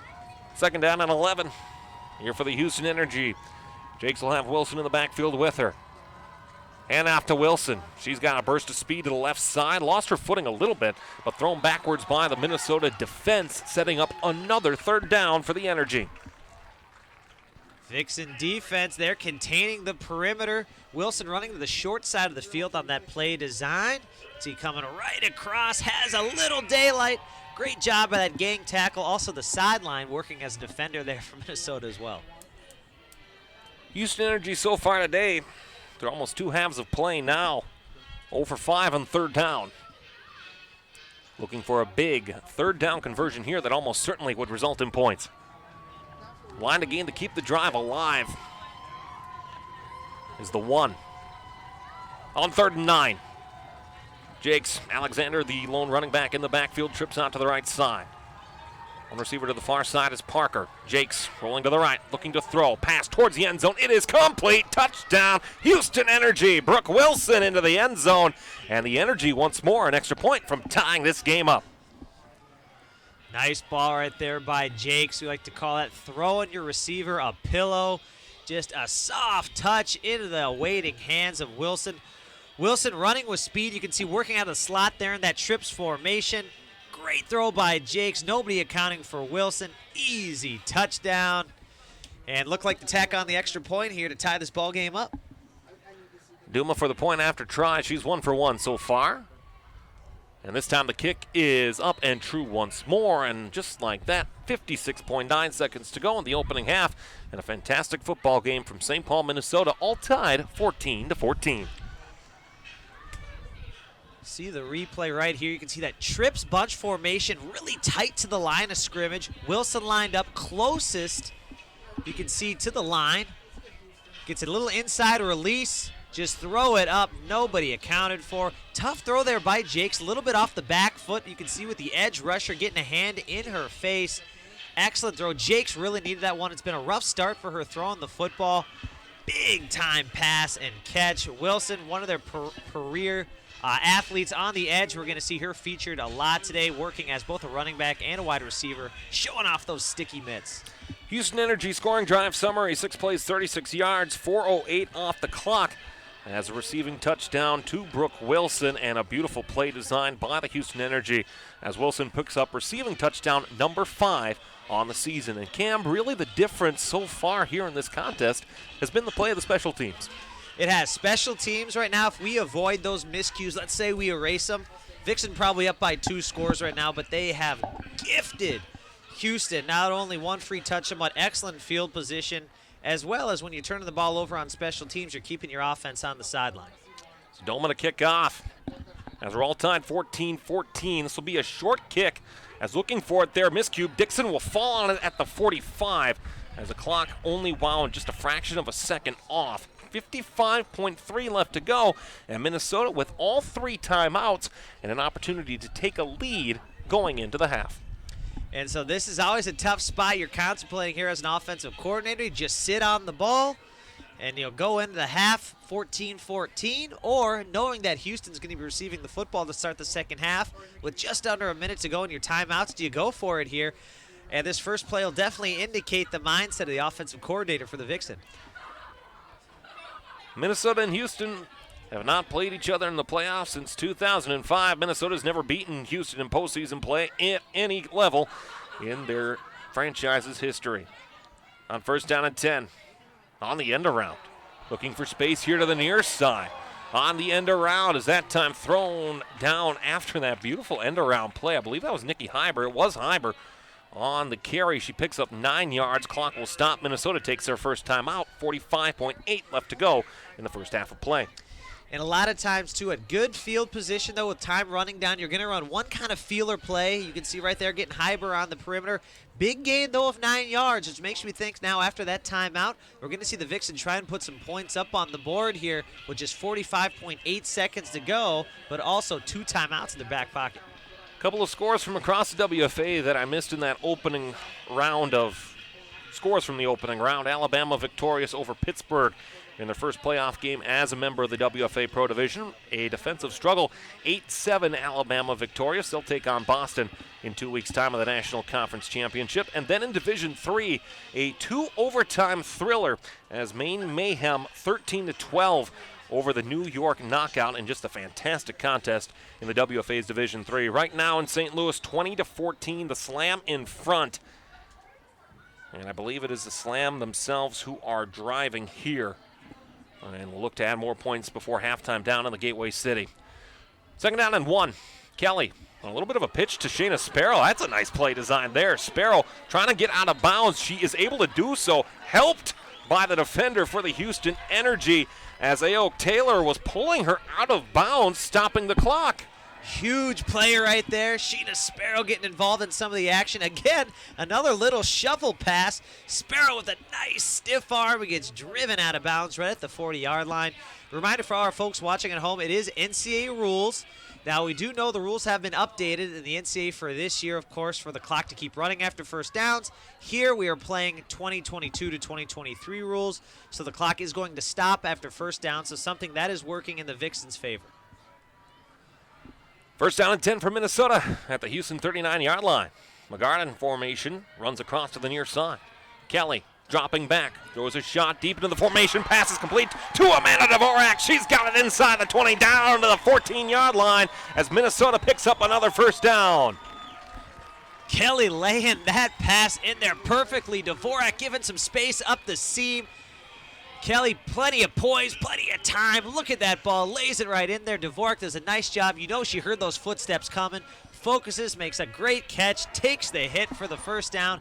Vixen are going to burn their second timeout, but two huge plays right now, and they are in prime position to go up a score here with over 30 seconds still to play in this second quarter. To our Minnesota Vixen and Houston Energy fans and WFA viewers tuning in from across the country, thank you for watching our Game of the Week sports coverage. Did you know that Town Square Television is a 501c3 nonprofit corporation that counts on donations from viewers like you?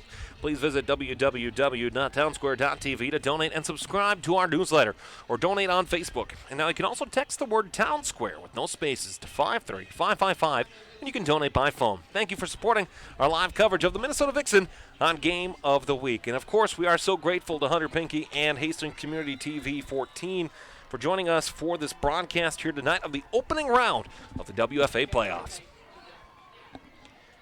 So the chains move after the 25-yard reception by Amanda Dvorak on 1st and 10 from the 14. Out of the flat to Roche, able to escape on a one tackle, but cannot do so on the second effort. Minnesota might want to think about using their timeout here. Instead, they're going to keep the offense on the field and hurry back into the formation as Aoki Taylor with a tackle for Houston there. 17 seconds left to go in the opening half. We'll see if Kelly just chooses to clock it here. Got to hurry up here. What's going on? 10 seconds left to go. Kelly dropping back to pass as the snap got off in time. Pass is complete to Dvorak, but is she going to have first down yardage? She will. As the clock will stop, Minnesota will have to think about taking their timeout. They will take the timeout, and I think the field goal unit about to take to the field. Great call here. You can see picking up just enough yardage to make this a chip shot field goal. Kelly standing strong in the pocket. Another nice throw right there. Dvorak coming down with a secure grab. Head coach sprinting out of there, getting his 40-yard dash in to call that timeout. Ideally here for Minnesota, you knock this one through, waste the rest of these 4 seconds off the clock, and you roll into the half with a 3-point lead. 4.2 seconds remaining on the clock. All tied 14-all. You see special teams coordinator Adam Griffith on the sideline talking to the special teams. Minnesota, again, without a timeout. If something goes wrong on the field goal kick here, not going to have an opportunity to stop the clock and try it again. No, you will not. Let's just hope if something does go wrong, it's not a block kick for a scoop and score. Given the special teams, how it's been going, wouldn't surprise me. We'll see here, though. Eckhart does not have a field goal attempt this season. Her first of the year is up. It is good. And 3 points on the board after a 27-yard field goal kick for Hannah Eckhart gives Minnesota a 17-14 lead at the half. Huge momentum drive there going into the half. Vixen, who's got off to a fairly slow start besides that first drive with the ball on offense, coming up with back-to-back scoring drives, especially only working with 50 seconds left, able to go down there, get 3 points on the board. Kelly completing a couple huge passes to Dvorak. You love to see it. Coming into play today, just 2 players had kicked the field goal this season. Eckhart, now the 3rd.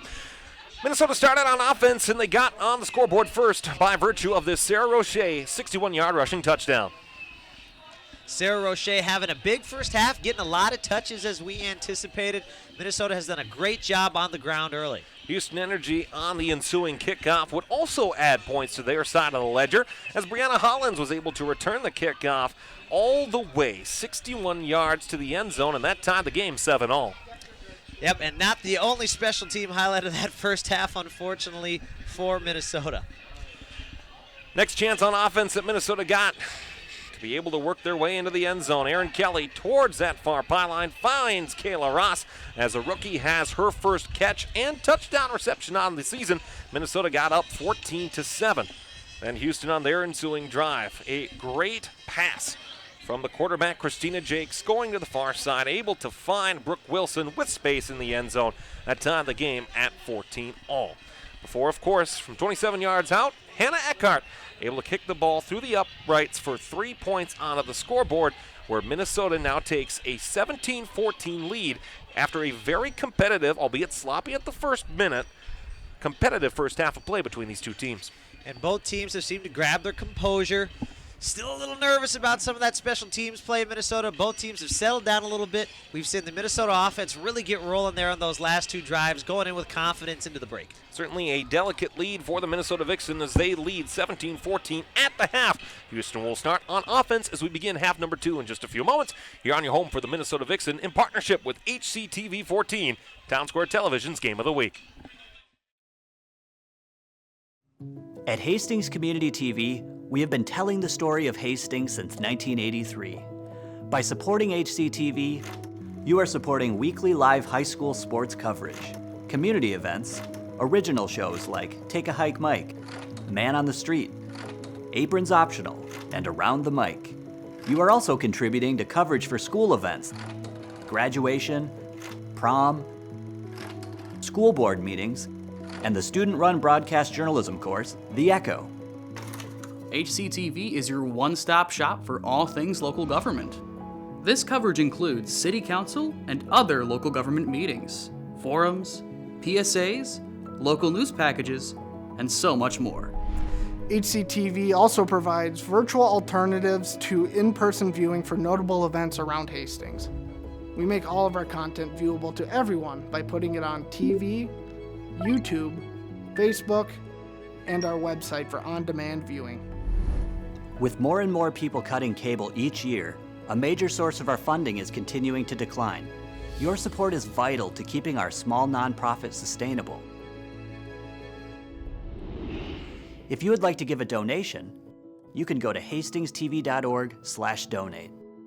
To learn about our sponsorship program, where your business will be recognized in our programming, check out hastingstv.org/sponsors.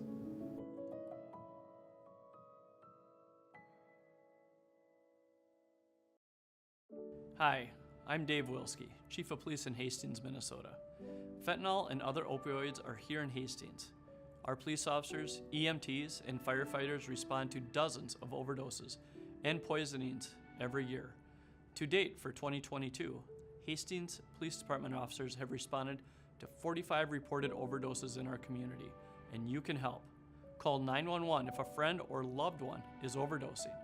Minnesota's Good Samaritan Law, also known as Steve's Law, provides limited protection to people who call 911 and or administer naloxone in response to a suspected or known drug overdose.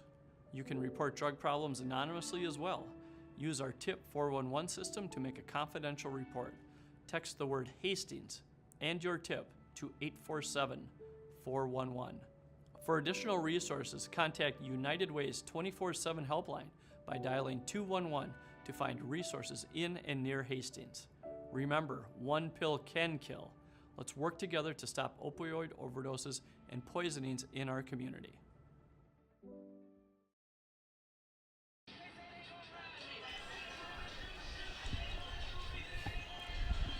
All set and ready to go for the start of the second half here as Minnesota Vixen lead the Houston Energy by a score of 17-14 with Cam Huffendick. I'm Alex Westhead, and Cam, a first half that could be best described as death by 1,000 cuts by the Minnesota running game. Absolutely. Minnesota established early, as we saw in that first drive, an excellent ground game, being able to win at that line of scrimmage. Scoreboard doesn't quite tell the tale. Likely they'd be up by a few more scores if it weren't for some of those miscues on special teams. But right now, it's about battening down the hatches, making do with what you have, and now coming out to a second half with a clean slate. As the cruel summer continues here for Minnesota and Houston, Houston once again, signs of life on offense in the second quarter. It appears as though, even though they are limited in number, the energy is surging as we start the third quarter. They are, and I'll be honest, I'm a little nervous. After that last drive, the pass game really got going for them. We've seen how dangerous they can be on the ground, and clearly the numbers they've put up all year. But when that pass game is flowing and Jakes has the hot hand, they are a very tough team to stop, especially if you're playing man-to-man coverage. Another thing that certainly has picked up here over the last 10 minutes of the halftime break, the wind. And you can certainly see it now with the taco sign, the lemonade sign here at Seafoam Stadium. There's a very, very strong wind that'll not only have replications for the passing game, but as we saw at the end of the first half, the kicking game as well. It will, and there've already been one onside kick recovered by Houston. Whether it was intended to be an onside or not, we're not sure. But yes, special teams has got to be the focus for Minnesota. It's playing mistake-free football, force Houston to make some mistakes, and then capitalize. So the Houston Energy will start on offense as they look to get this second half underway. 30 in-game minutes separating the Minnesota Vixen and or the Houston Energy from a playoff date and a game to be determined. Right now at the half down in St. Louis, it's 20-14. St. Louis Slam leading the Cali War as a Cali War offense, the first team all season long to put points up on offense against the vaunted St. Louis Slam. Little squib kick here to start action from Seafoam Stadium in the second half of play. On the return into a gaggle of Vixen right across to the 45-yard line. And the Houston Energy begin this drive, a pivotal drive in this game, trailing by 3 from their own 45. And I'm sure Cali War right now is also scoreboard watching this ball game. They want any opportunity to play at home, not only to be in your own environment, but I did hear a funny story at halftime that apparently in one of their away games they were flying Spirit Airlines, and to avoid bad bag check fees, a few of the players wore their 4 uniforms on the plane. Shoulder pads, helmets, the whole 9 yards. So I'm sure some also in the back of their mind with playoff implications on the line here. It is one of the unfortunate realities of women's semi-pro or professional tackle football. Fortunately, the sponsorships are not quite there yet. So yes, Frontier, Spirit, some of the low-fare options are being used. That's just the unfortunate reality of where women's tackle football is. There's a gain of 3 yards on first down, but with more support for the sport as we see huge engagement on ESPN last year for the WFA Pro National Championship, a continued reached audience across the country as the league continues to grow. One hopes that that reality now will not be that in the future.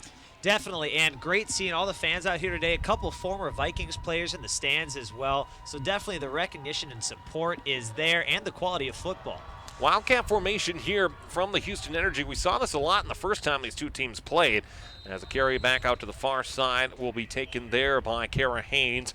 She'll be back near the original line of scrimmage on this play. Sets up another third down quickly here for Houston. And Haynes not limited on touches there in that first half. Again, she does play on the defensive side of the football. Now that we're in the second half, Houston again only traveling 24 players. Do look for Haynes and Wilson to probably have the ball in their hands a few more times now that we're coming down to the wire of this ball game. Line to gain for the Houston Energy, the Minnesota 45-yard line. This time it's Wilson on the direct snap to her out of the Wildcat. We'll try the space to the right side. She'll step out of bounds near the midfield line. That'll set up fourth down and about 5, maybe 4, as they'll spot it at the 49-yard line of Minnesota. Fourth down and 4, and at midfield, the offense stays on the field. And that is several times we have seen Houston run to the short side of the field, and looks like we might see him run out the punting unit here, and kind of a surprising call. On fourth down and manageable, I'm surprised you don't at least send the offense out there to see what the defense is giving you. Yeah, you would think even just run a freeze play, maybe try and get a false start, especially because that would get you first down. But you know what, Houston early in this second half playing a little conservative. They've seen the mistakes, though, the Vixen have made. on special teams, probably relying on one of those potentially. Barber went for the block, but she was blocked instead by the stout special teams of the Houston Energy. McGard on the return, tackled at the 33-yard line. On fine special teams effort delivered by Carmel Glumock from the University of Houston, former Cougar, and Minnesota now with an opportunity on offense, their first of the second half.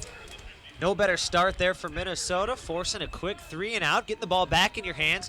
We saw the Vixen offense rolling down the field on that final drive with the 2-minute drill, getting 3 points going into the half. Hopefully they can keep that momentum going here. Sarah Roche looking to keep it rolling, nearly 100 rushing yards in that first half. That second run she had contributing to that on that touchdown carry early in the ballgame. John Sands, the Minnesota Vixen statistician, is available here tonight in St. Paul, so we don't have the live stats that we normally have access to. However, those will be available to us, and they will be updated in the not-too-distant future as well. On first down and 10 for Minnesota. Roche in the backfield will send Washington Ware to the near side of the formation. Handoff Roche on first and 10. She'll go to the right side, but is met for a quick tackle after a gain of 2 yards on first down. That time the tackle by G. Solo, a defensive tackle from Houston, Texas, and Texas Southern after a gain of 2, second down. And Roche has had majority of the carries today. Usually we're used to seeing the Vixen with kind of a rotating backfield with 2 other backs, but Roche has been the primary feature back. We haven't seen her really get involved in the pass game much, but she still looks to have some fresh legs here as we start the second half, as I'm sure she is going to be the primary workhorse for this Minnesota offense. Second down and 8 for Minnesota. As the line to gain is their own 43-yard line with 12:19 left to go in this third quarter of play. Kelly out of the pistol, has Roche back there with her. Pass on the screen to the far side is complete to Dvorak. Dvorak with first down yardage, cross to the 45, down to the 46-yard line. Saw that play a lot over the course of the regular season, Cam, and it connects once again for a Vixen first down. Perfectly drawn up too, and I really want to focus on the ball by Kelly here. See how she leads Dvorak upfield? That is the difference between a 6-yard gain and a 15-yard gain. That gives your wide receiver momentum to go up the field, and that way they don't have to stop and then get going again. So that is a great throw by Kelly. It is truly the little things that make the difference out here. First down and 10 for Minnesota at their own 46-yard line as they continue to work the clock here, leading by 3, 17-14. The point difference so far, the Hannah Eckhart 27-yard field goal. On the pitch, Roche will run to the right side, looking for some space, but not finding it there. As once again, a great tackle delivered by Glumock for the Houston Energy after a pickup of 8 yards for Roche. It's second down and 4.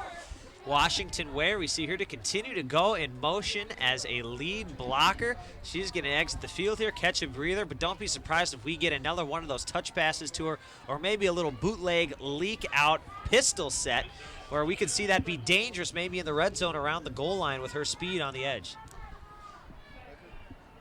The last great American dynasty, at least in the American Conference anyway, dictated by the Cali War. St. Louis Slam hoping to be that. Minnesota Vixen, some would say, was. And now, of course, the Houston Energy, as part of the American Conference, looking to make their own name known across this conference. On the carry on second down and 3, goes up the middle across the 44-yard line. Roche on that carry. She's got more first down yardage, and the chains move once again by virtue of Sarah Roche. And the 12th man on the field for the Vixen is that clock. The clock is your friend right now, no matter if you're early in the second half. You want to keep this methodical, keep the ball out of the Houston offense. You can already see some hands on hips there for that Houston defense dominating at the front line of scrimmage right now to start the second half for Minnesota. Minnesota in week 4 against the Houston Energy. In the second half of play, their drives averaged about 3 minutes of time. Right now, this drive as it stands today, it's lasting about 3 minutes as well. Roche, the ball carrier, she picks up 3 yards down to the Houston 40-yard line. And now Train Griffin will come into the game to give Roche a break. Second down and 7 upcoming. And talk about a change of pace. You go from more of a scat back of Roche to a north and south runner like Train Griffin to come in there. And you can tell as a defensive back and a linebacker, you see that bigger size running back come into the game, right? You got to get ready to hit them low because Train Griffin will make you pay if you try to arm tackle her up top. Second down and 7 for the Minnesota Vixen at the Houston Energy 40-yard line. 9:24 left to go in the third quarter of play here from Concordia St. Paul Seafoam Stadium, or the Concordia St. Paul Dome when it's the winter time. Lacrosse plays there, of course, in the Northern Sun and in the GLIAC. On second and 7, here's a shot looking for Nikki Hyber, in through her hands, incomplete. And what would have been a sure touchdown is dropped by the rookie Hyber. And Hyber, we'll see the replay here. She is going to be thinking that one for a while. Kelly, great play action, sucked the defense in. Hyber looks like she just couldn't quite track it. Great throw. That's one. Your wide receiver, you got to come down with that 10 out of 10 times. You know, and for Hyber, that's one she's going to be thinking about for a while. Hopefully, though, they'll draw another play up for her to get back to her, get the confidence up. But a huge missed opportunity there for Minnesota. Big third down and 7 coming up here for Minnesota. First half of play, they were 1 for 5 on third down opportunities in that first half after going 1 for 2 against Houston on third down the entire game in week 4. Kelly out of the pistol, Train Griffin in the backfield, send McGard across the formation on a quick hitter to Dvorak, looking to pick up that block from McGard. What a great play by Amanda Dvorak on the sideline, leading with the shoulder and moving the chains for a Minnesota Vixen first down. Pass game right now, everything is working for the Vixen. The short passes you can see right here, just another little spot screen. Great blocks out there. Good job by Dvorak to get her momentum going. They're also winning through the air, downfield, getting behind the secondary. So Houston, look for them to make a few adjustments, maybe come out, play a little more tight man-to-man coverage, prevent those kind of gimme or free yards. First and 10 for Minnesota from the 32-yard line. Looking to get Amanda Dvorak continuing into the game, second leading receiver for Minnesota this season. Train Griffin on the handoff. She'll run to the right side and hit the hole as she does so well. A pickup of 4 yards, setting up second down and 6. And this is exactly the type of opening second half drive you want if you're the OC for Minnesota. It's slow, it's methodical. Houston's offense getting a little cold over there. The wind coming in, it's getting a little chilly, so they're getting a little tight. Watching this Minnesota offense just have their way with Houston. And for them, keep the ball on the ground here because you know the pass plays are going to open up through the play action. Minnesota's running game this season, Roche the leading rusher, but Tashiana Washington-Ware and Erica Shy Rhodes each have not had a carry yet tonight, but hasn't mattered for Minnesota. That might matter there, though, as Kelly's forced to down that ball. It'll be a sack and a loss of 4 yards back to the original line of scrimmage on that first and 10. Was second and 6. Now it becomes third and 10 after the 4-yard loss. Oh, that's a big miscue there. Especially you hate to see it just on a shotgun snap. You can see just rolled it back there. Nice job by Kelly to get on the ground and get on that football. But you go from potentially a 3rd 1 now to 3rd and 10. So you kind of got to rewrite the game plan a little bit here. And so here we go. Another big third down for the Minnesota Vixen here. 3rd down and 10 as the lights start to come into effect here at Seafoam Stadium. Supposed to be a stormy weather forecast, but it's turned out to be a pretty nice night here for football. 3rd down and 10. Free play here for Minnesota as Kelly sends a shot towards the end zone, batted down, and it's intercepted here by the Houston Energy, but I expect this play to come back. We'll see what happens here on the return as the interception done by Chanel Cotton. Cotton ranging on the near side of the field as she's forced out there with a great diving effort. And how about that for a play by the Canadian Nicole Chimko-Fahey? But out of bounds is Chanel Cotton. Now we'll see what the penalty flag is, and we'll see if this isn't coming back on the free play for Minnesota. Yep, we are going to get encroachment. Looks like actually defensive offsides there by Houston.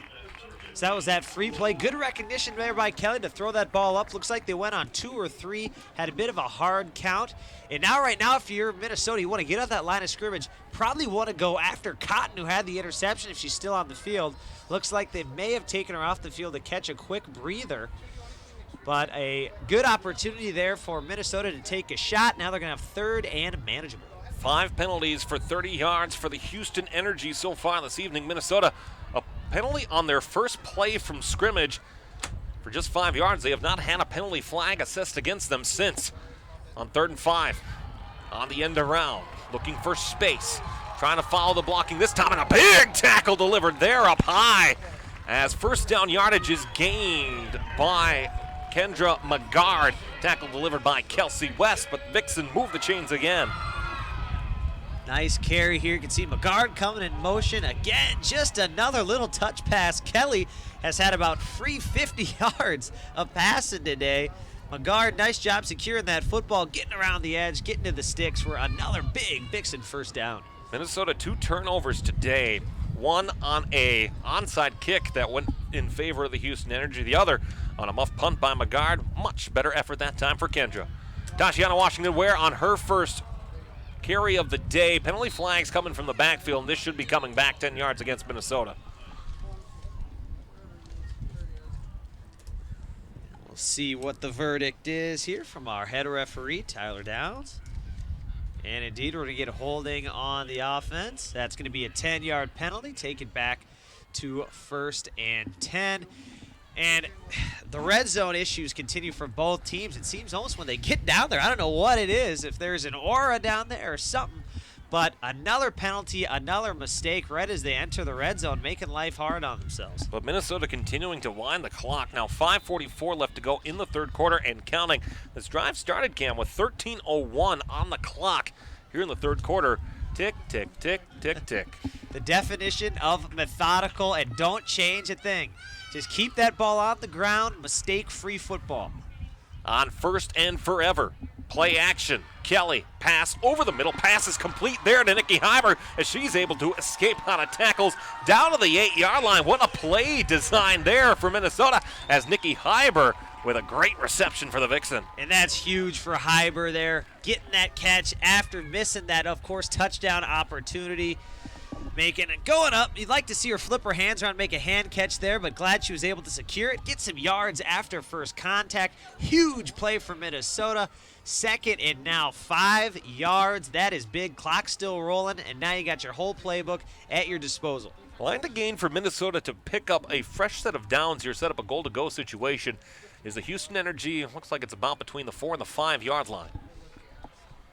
So again, Minnesota with another opportunity to continue to wind this clock and play it to their advantage. On 2nd down and 4. Kelly with Washington-Ware in the backfield. Play action, pass going for a fade to the far sideline. It's incomplete. And a contest there to the far side of the field. Well thrown ball, but just out of play, looking for Barber and her opposite number, Kara Haynes, on coverage. 3rd down. Nice coverage by Haynes. Doesn't get caught looking in the backfield. They just threw that one up.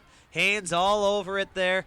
Good miss by Kelly. You want to miss high and away, ideally to the sideline. Don't give Haynes a chance to make a play on the ball. Sideline, your receiver, or nothing. So that's going up 3rd down. And we'll see what they come out, and they've had success on the ground game on 3rd down here this drive. Washington-Ware now lining up in the pistol. 3rd down and 4.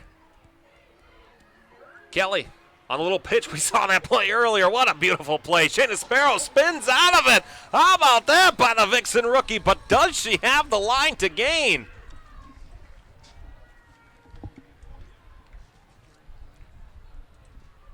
It's the 2nd time Minnesota's run this play today. And oh, look at that. That's just beautiful. And it'll be 4th down and short. Now, tough thing here for the Vixen, since they do run exclusively out of the gun and the pistol set. You cannot really do a QB sneak unless, of course, they decide to go under center. Wouldn't be surprised if we saw a draw or, yep, they're going to bring in Train Griffin, so they're going to go power football here. Could see the Aaron Kelly cadence as well. 7 games played for Minnesota 7 times. As this time Shayna Sparrow the direct snap. She's got the 1st down yardage close to the goal line, but the chains move once again on the direct snap to Shayna Sparrow. Well, that's what we call the announcer's jinx there. They never run under center, then right as we note it, there you go, under center, Shayna Sparrow. We've seen her do that a couple times this year. Does a nice job handling that direct snap, picking up about 2 to 3 yards there. 1st and goal, Vixen keeping it rolling. Charlie Barber Cook lost her helmet on the play, so they'll have to replace a offensive lineman on this play. The whistle will blow, and the timeout will be taken for the officials, it appears, no, for injury for Houston on the far side of the field with 3:14 left to go in the 3rd quarter of play, Cam, that this drive now, 15 plays, almost 10 minutes off the clock. Kind of reminiscent of what Houston was doing back in week 4. Very long, methodical drives. Now, here's the crucial part. Houston was able to get down to the red zone, right about where the Vixen are. They just couldn't punch it in. So if you're the Minnesota Vixen, you know you have four tries to get 2 yards. Go with what's been working for you. That is running between the tackles. Get Train out there. Just push that front 7 back. Get the ball in the end zone. Give yourself a comfortable 2-possession lead. Chance for a Minnesota Vixen gold rush as they look their way into the end zone to cap off a 15-play drive. And once again, now with 4 possible plays, certainly I expect run, run, run, run if it doesn't get into the end zone before then. So here we go for Minnesota. 1st and goal. Ball's on the 2-yard line. Kelly, Train Griffin in the backfield. 2 receivers out to the far side and 1 out of the near side as well. On the handoff to Train. Chugga, chugga, choo-choo! The Train arrives into the station in St. Paul, Minnesota, as Train Griffin into the end zone. 23-14, Minnesota in front.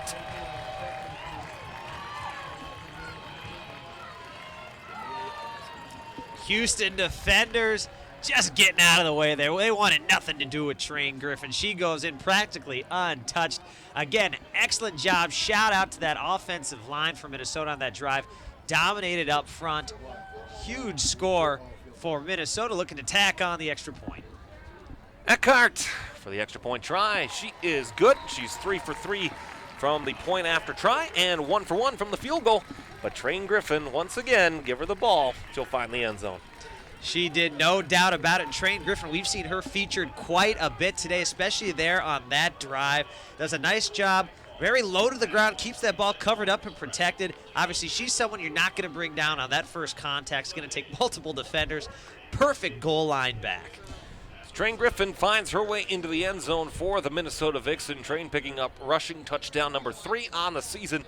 Your Minnesota Vixen scoring drive summary: 15 plays, 9 minutes, 57 seconds off the clock for a total of 67 yards as Train Griffin picks up the touchdown to make it 24-14, Minnesota in front. And you have to credit that to their 3rd down efficiency. Nearly on every set of downs, they were coming to 3rd down, but they converted. Keeping the clock rolling, taking 2 to 3 downs to pick up that first. Literally the perfect storm.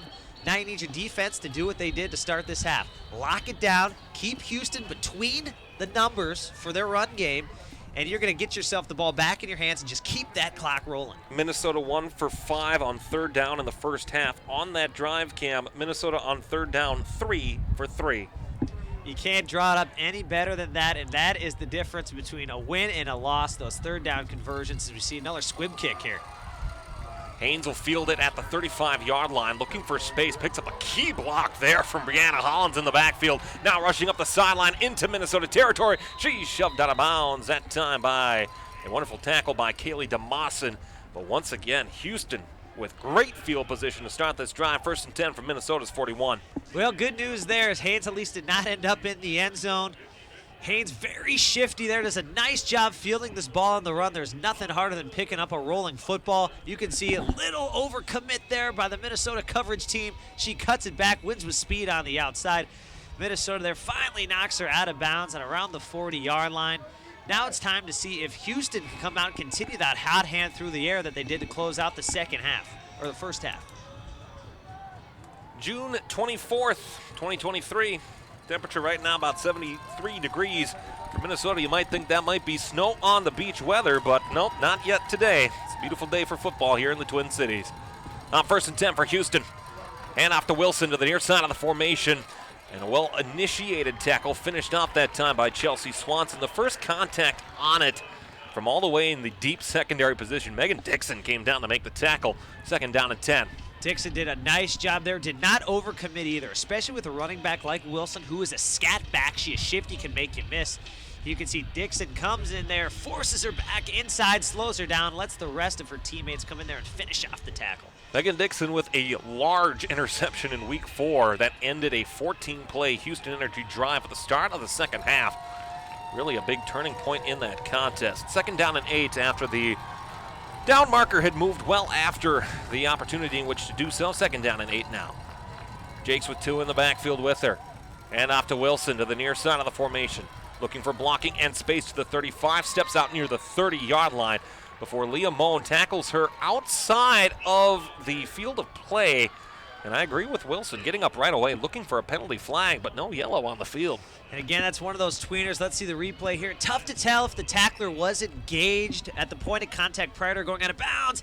It was close. That's one you might see 15 yards on, but looks like she engaged her right as she was going out of bounds. But then again, Wilson, though, with a great carry, we continue to see Houston running to the short side of the field, but having some success early. Energy pick up a fresh set of downs, their first down of the second half of play. Jakes with Alexander in the backfield with her. Penalty flag will fly. And I wonder what we'll have here. And Jakes pointing at the Minnesota defense. And Alexander is clapping, so it appears as though it's encroachment against Minnesota. That takes the ball down right to the fringe of the red zone. Houston wasting no time. Here's they are already down to the 25-yard line. About $1:20 to go here in the third. Third penalty flag against Minnesota today, compared to Houston's 5. On 1st and 5, Jakes rolling out to the right side, passes a bullet complete to Hollins. Hollins cuts back towards the middle. She'll have goal to go yardage on a great offensive play by the Houston Energy. Jakes to Hollins, first down Houston. And that's where we have seen Jakes have her most success through the air, booting to the right, getting out of the pocket. She seems to struggle a little bit throwing the football when in between the tackles. When she can get out there, though, go through her progressions a little more methodically, throws a seed right there all the way down to about the 1.5-yard line. Now we'll see, though, if Houston can finish the job. Houston and Minnesota with 1:03 left to go here in the third quarter of play. Minnesota leading 24-14 with Cam Huffendick. I am Alex Westhead. As we have an injured member of the Minnesota Vixen down on the field, let's take a look once again at scores from across the Women's Football Alliance. We'll go over the entire scoreboard. 12 playoff games in action right now here in this first week of the playoffs. Right now, New Mexico 8-0 over the Rocky Mountain Thundercats in La Cruces, New Mexico, home of the New Mexico State University Aggies. Elsewhere, the St. Louis Slam have expanded their lead over the Cali War 35-14. That one in the third quarter. It's a little bit of a blowout in Oklahoma City. Lady Force 48-0 over Sun City. Austin Outlaws have added 6 points to their ledger, but still trail Nebraska 42-6. West Palm Beach 26-0 over Virginia. It's a final in the Boston, Massachusetts area. 70-14. Boston Renegades defeat the DC Divas, meaning that Boston and Alabama will be the National Conference Championship in 2 weeks' time.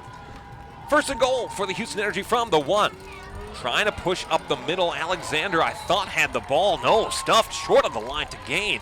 If anything, picked up a couple of inches. It's second down and short. Big stand there by Minnesota to start. That clock continuing to dwindle. Little QB sneak there. Nice job by Minnesota to plug that tackle box, forcing her back for about a nullified gain. Second down here. Houston, the red zone struggles continue. Point of the ball about 6 yards out from the goal line. 6 inches, out from the goal line. Whistle, I thought, blew. So now there's some conversation happening with the coaching staff as the clock has stopped at 21.4. And now the clock will continue to wind.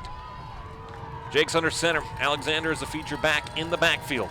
This time they'll hand off to Alexander. She's close to the pylon, looking to push over the pile. She's stuffed backwards. A defensive stop forces third down for Houston. And I think the Houston coaches are just exasperated. You can see them over there on the sidelines. They don't know what to do. You have 6 inches to go after you've driven 40 yards effortlessly. And the stand by Minnesota's defense on that second down attempt, just ferocious. And that's how we will end the third quarter of play. Houston will have a chance at 3rd and inches with goal to go. Minnesota leading at the end of 3 quarters of play, 24-14, here on your home for Minnesota Vixen football.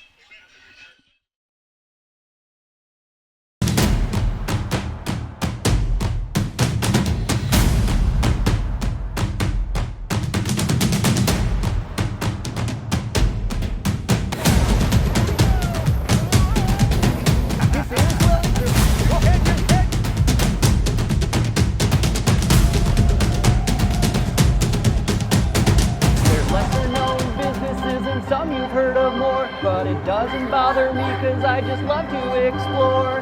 Interviewing owners and lending a hand. I love to assist for as long as they can stand.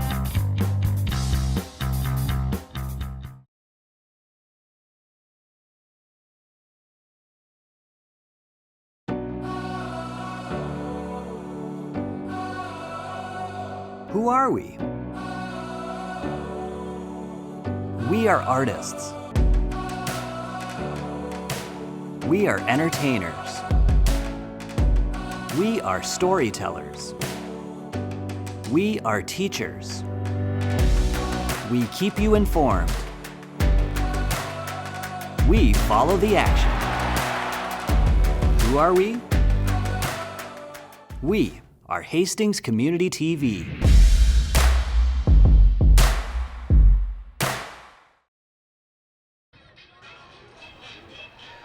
Two more cracks at the end zone for the Houston Energy on 3rd and goal from inches out as Minnesota leads at the end of the 3rd quarter, beginning of the 4th quarter by a score of 24-14. With Cam Huffendick, I'm Alex Westhead. Cam, we take a look at Houston on this drive.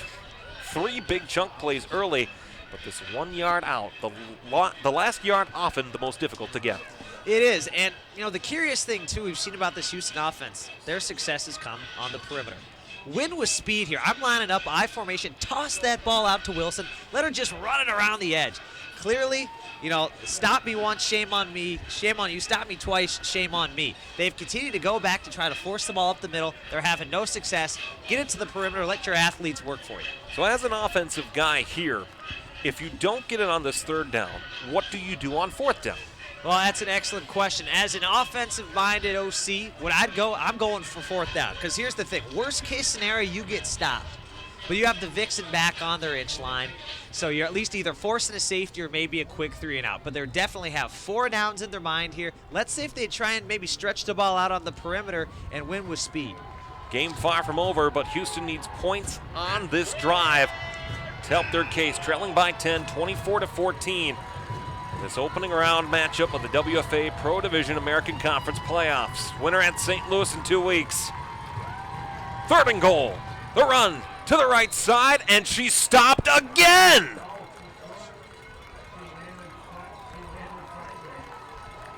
Have to get a closer look at it there. It's like the knee was down just short before she fell over into the end zone. Let's see up close here. Sneaks, you can see right off the right guard. Gets a shove. Yep, knee is down just shy. Ball about on the half-inch line. Great job there by the lines official. Getting that ball down. You can see that knee just came down just shy of pay dirt. We have another injury on the play. Houston continuing to fight the good fight, trying to get up the middle. Has not been working for them. They're 0 for 3. Houston Energy, goal to go from inside the 1 and needing points here to keep this season alive for the Energy. Continuing to take a look elsewhere, scores across the WFA in this opening round of the playoffs. Baltimore victorious over the Columbus Chaos 13-11. Baltimore will host the New York Wolves in 2 weeks' time after New York defeated the Atlanta Rage 31-6. Elsewhere, Zydeco and the Zydeco Spice come back and upset the Sioux Falls Snow Leopards 35-34 in a close game in Sioux Falls, South Dakota. Alabama victorious, Maine as well. Goal to go from inside the 1, 4th down, Houston. And Wilson finally in the game here. Look for them to pitch it out maybe. Handoff to Wilson towards the end zone. Houston signaling touchdown. It is touchdown, Houston Energy. There's a handoff to Brooke Wilson, goes into the end zone. She's got her 2nd touchdown of the night, and Houston now within 4.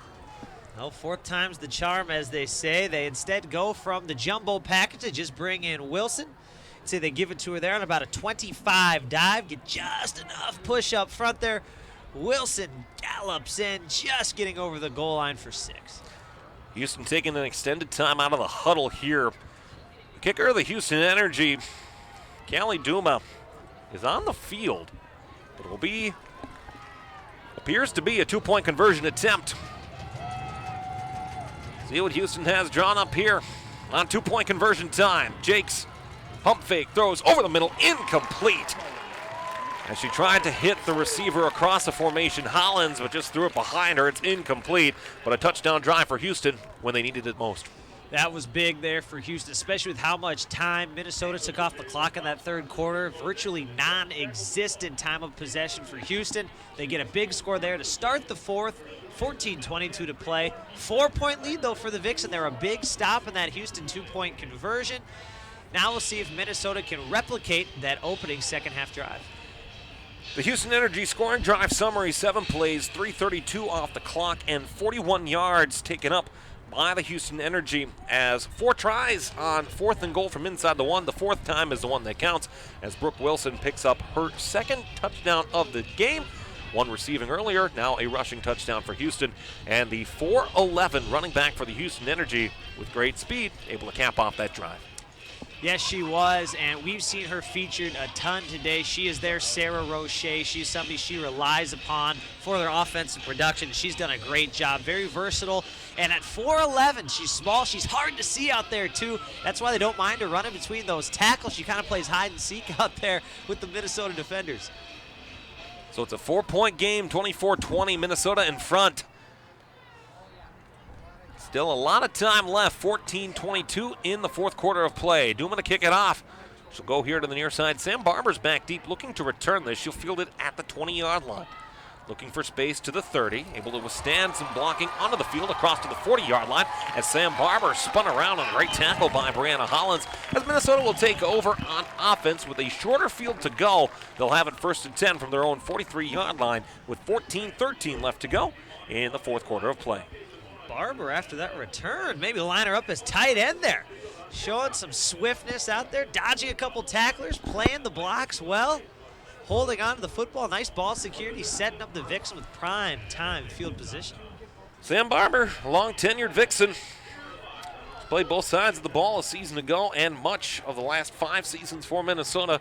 Announced this is her final season in Minnesota black and red. A number of players have announced that this is their final season, including an original Red Bryant. Sarah Roche on 1st down and 10, close towards that line to gain. As she will have 1st down yardage gain, the chains will move into Houston territory. 1st and 10 for the Minnesota Vixen at the Houston 43. So for Minnesota here, what you're looking to do, pick up those 1st downs, ideally on the 1st or 2nd play. Continue to get 4 to 6 yards per carry. And you look at that clock. That clock is your friend. Look at it just wind down right there. The sweetest sight you can ask for the Vixen. Just playing keep away at this point from Houston. Houston Energy with all 3 timeouts. Minnesota with all 3 as well. I know it's a long ways off before the 2024 schedule comes out, but I'm sure Houston Energy would like to get Minnesota at home next season.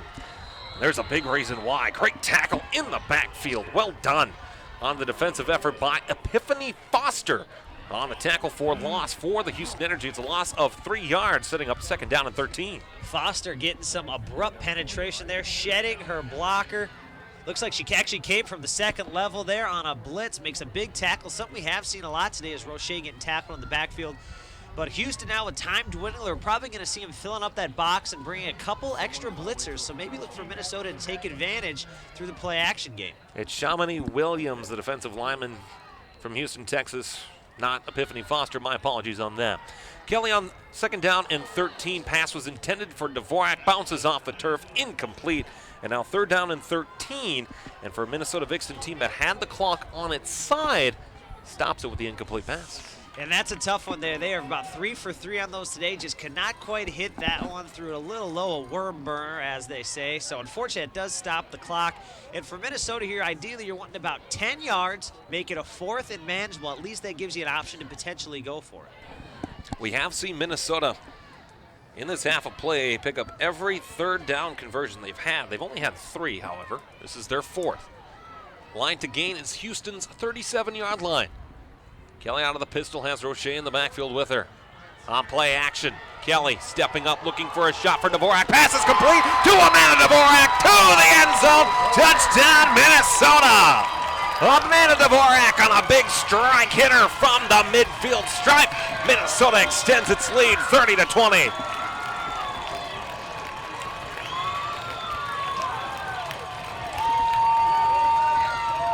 Houston gets caught with their hand in the cookie jar. Peeking in the backfield, Dvorak runs free. Casual catch and run. Could have moonwalked into the end zone there. Kelly just threw a perfect ball, catching it in stride. Touchdown, Vixen. That is just what you need. Eckhart for the point after try. Spot down, kick is up, and it is good. And so Hannah Eckhart, once again, perfect on the kicking game so far today. 4 for 4 with a field goal as well. And Minnesota, their first real big play of the day. 6 points for Amanda Dvorak. That it was. And, you know, Kelly feels good, especially after that initial missed opportunity to Hyber earlier in this half. You can see going to her left, too. That is a tough throw. Perfect touch on the play-action pass. Dvorak all alone, nobody within a country mile of her. Huge score there for Vixen to counteract that Houston touchdown. Amanda Dvorak for the Minnesota Vixen. Second in receiving yards for Minnesota, 12 receptions, 189 yards. That's her second receiving touchdown of the season. We talked about the impact of Jackie Radford here this season. We haven't seen Jackie Radford play a play at all today. Hasn't mattered for Minnesota. No, it hasn't. I've been scouring the sidelines looking for 8-1. I have not seen her on the field. I know we referenced her earlier. Does not look like she may be suited up, but luckily we've seen Kayla Ross, we've seen Dvorak, we've seen Hyber, and then Shiana Sparrow really step up, leading this Vixen receiving core. And yeah, well, you know, it stinks having one of your best wide receivers and weapons out. Great to see, though, those other players on the depth chart stepping up and making huge plays on the biggest stage. Roche, Ross, Griffin, Dvorak. The touchdowns for Minnesota. Hannah Eckhart with a field goal. That's how Minnesota has their 31 points as they lead 31-20. On a kickoff return, it'll be another great one for the Houston Energy as they'll have some more awesome field position to begin this drive. Hollins on the return to the Minnesota 44 as Houston takes over 1st and 10 in Minnesota territory for a third drive of this half. And Houston has continued to have success on the ground, but also on the boot passing game. Getting Jakes out of the pocket, especially going to her right, they have seen some serious downfield success.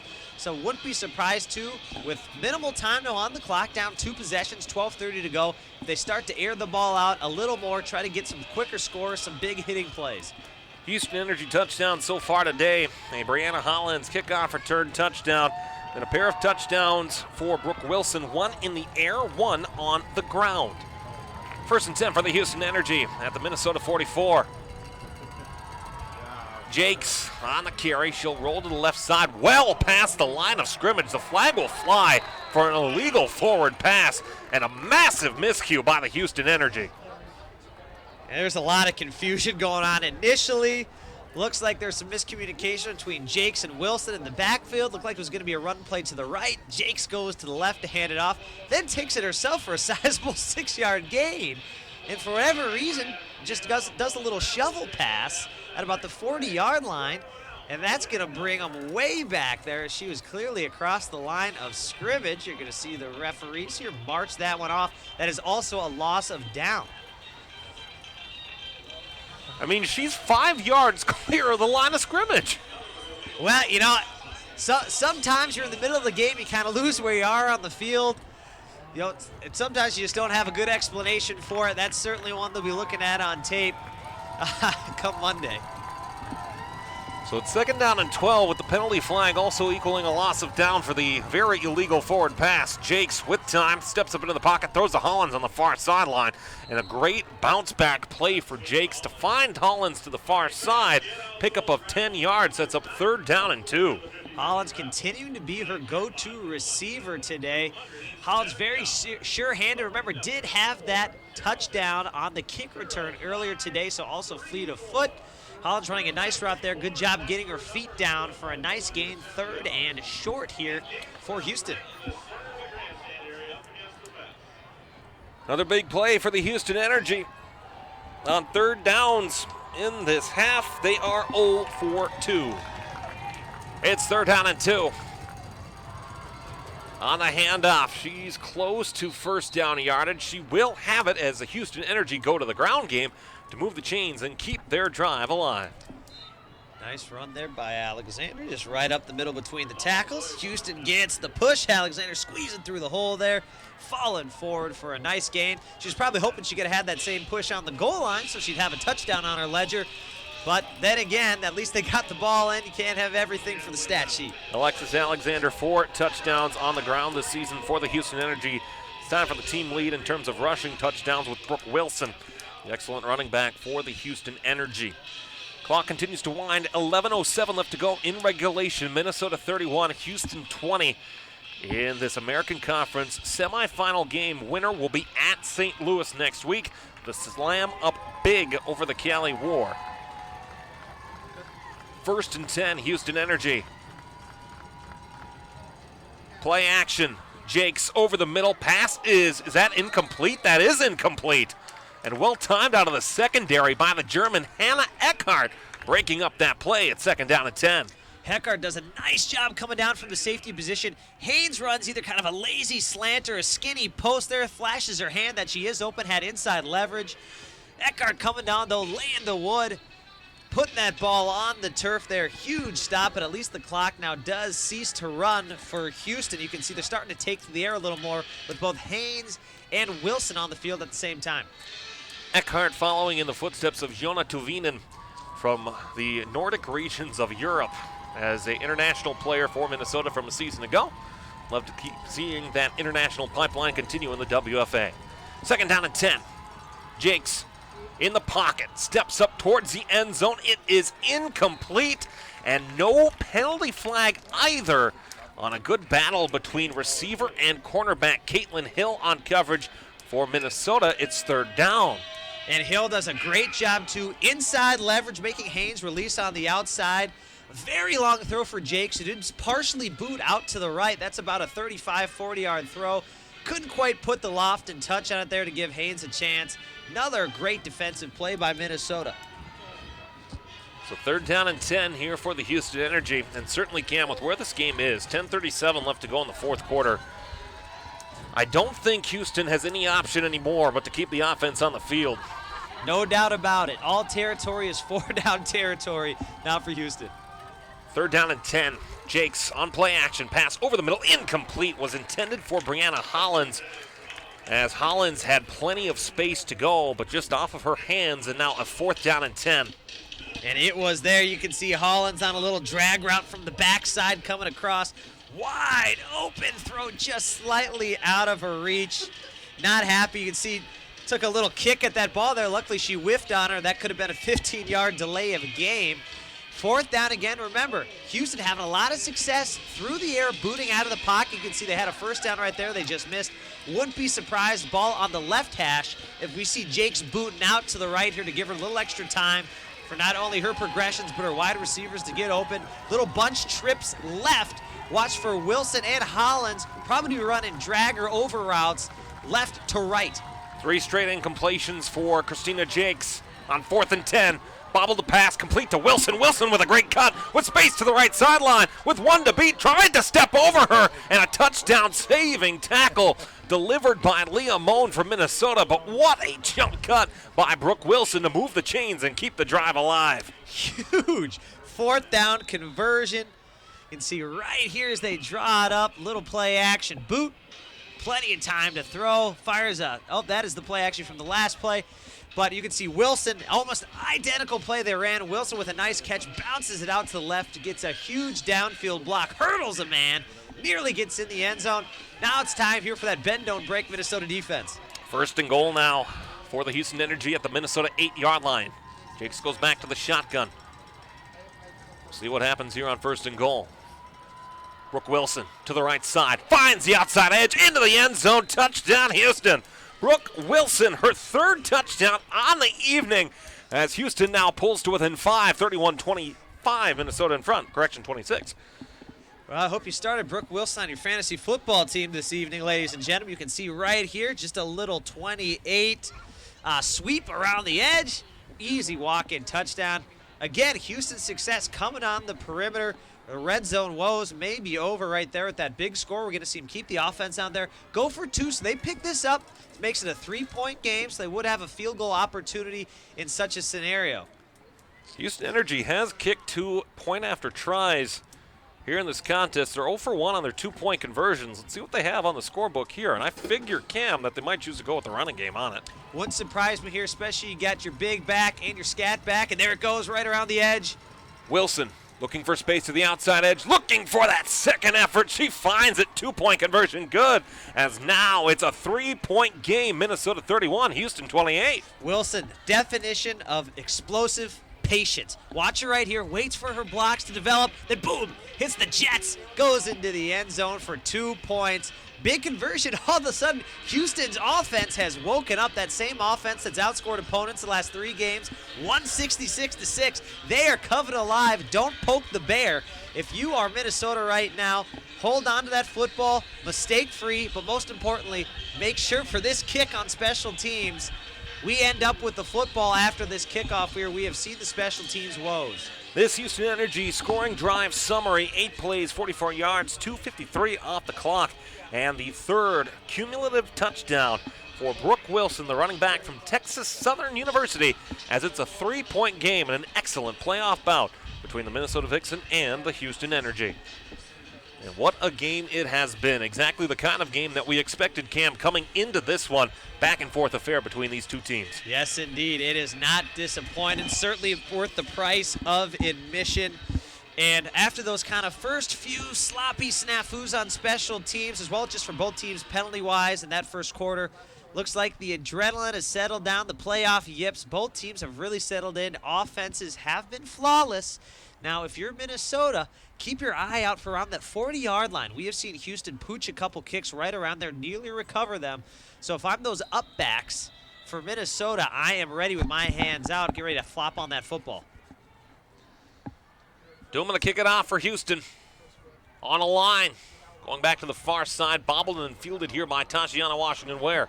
Looking for space to the near side, as she'll roll here to the near side of the sideline and fumble the football out of bounds, as it was not Washington-Ware, it was Shy Rhodes on the return for her first touch on the football today. Again, these Pride jerseys, very difficult to see from up here, but either way, Rhodes on the return, and Minnesota has great field position, but now needs to start using that clock to its advantage. Nice job by Rhodes. There she got her conditioning in for the day. Bounced that one around the outside. Net gain of about 2 to 3 yards, but excellent job winning with speed, getting that ball just up off the 40-yard line to about the 41. Wouldn't be surprised here, Minnesota keeping the ball on the ground, continuing to have success. Houston probably going to start stacking that box, bring a couple extra blitzers from the second level. So Minnesota back to the line, 1st and 10 from their own 41-yard line. Here with 9:34 left to go in the 4th quarter of play. Kelly on the delayed pitch goes to the right side for Roche. Roche with first down attempt here. Again, another first down attempt for her, as she's able to pick up 4 yards on first down, sets up 2nd down and about 6 yards. And again, continuing to just nickel and dime their way up to the field here for the Minnesota Vixen, winding that clock as much as possible. And ideally there, nice job by Kelly to pitch on at the last second. You'd like to see her attack the line of scrimmage a little more, giving Roche some more vertical space to work with. But nice job nevertheless for a solid 4.5-yard gain. 2nd down and 6 for Minnesota. Their line to gain is the Houston 49.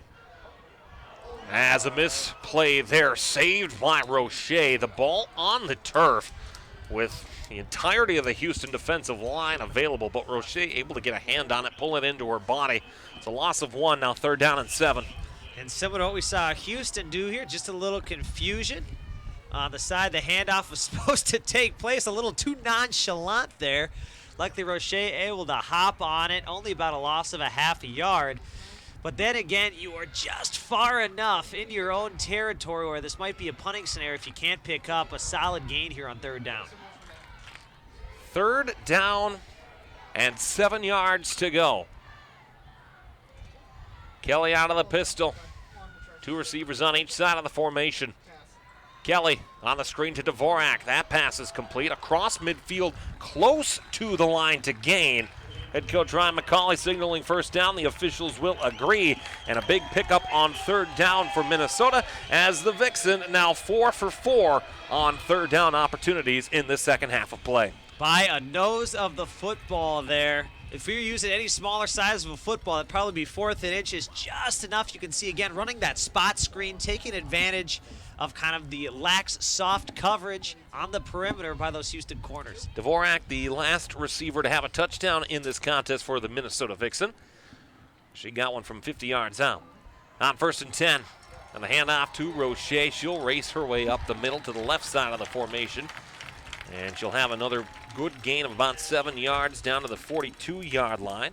So continuing to move the chains, continuing to work the clock, as now we are winding closer to 7 minutes left in regulation. And Alex, up here in this booth, we can feel that sticky humidity, which is going to work in favor of Minnesota. You know, Houston's going to be clawing at that football for Roche. Combination of those sticky gloves as well as this humidity is going to make it easier for her to hold on to the football, especially in the piles towards the end of those runs.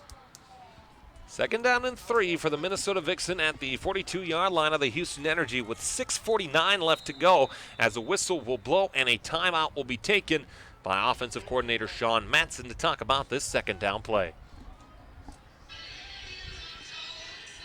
So our score, as we sit here right now from Seafoam Stadium, 31-28, the Minnesota Vixen in front over the Houston Energy, their first playoff matchup since 2005. Taking a look around the WFA, 42-14 right now. St. Louis leading the Cali War in the 4th quarter, so that one just about as good as over, as the winner of this one will head to St. Louis next week to take on the St. Louis Slam. Elsewhere in the western portion of the United States, OKC 56-0 over Sun City. That one in the 3rd quarter.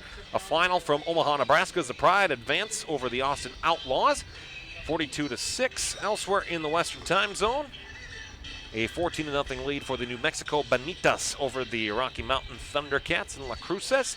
And those are the games in the western time zone. West Palm Beach, Boston, Baltimore, New York, Zydeco, Alabama, and Maine, all victorious elsewhere in the opening round of the playoffs of the WFA. 2nd down and 3 here for the Minnesota Vixen from the Houston Energy 42-yard line. Roche in the backfield here now. Aaron Kelly still at quarterback, still out of the pistol formation. Pitch to the left side. Roche looking to stay in bounds, and she'll try to, but no such luck there. And she's taken out of bounds by the Houston Energy tackling committee, as first on her there and pulling her out of bounds was Ashley Nichols. But another Minnesota Vixen first down, but the clock stops in this instant as the chains will be set. Nice run there. Another fresh set of downs, and that's going to be the key, too, for Minnesota. We saw that initial drive. Houston doing a nice job preventing the big play, but giving Minnesota just enough to keep those chains moving after 2 or 3 runs in a row. Keep the ball in your hands of Roche, who continues to be the workhorse, showing no signs of fatigue. 6:15 left to go in regulation time. On 1st down and 10 at the Houston 38. Roche on the handoff. She'll stutter step back towards the middle, looking for a little bit more there, and she'll roll forward for a nice modest gain after the fact down to the 30-yard line. She'll pick up 8 yards on 1st down. Sets up 2nd down and 2 as the clock continues to wind, now under 6 minutes of play. So the Vixen here, nice and methodical. You can see running out of that pistol exclusively today.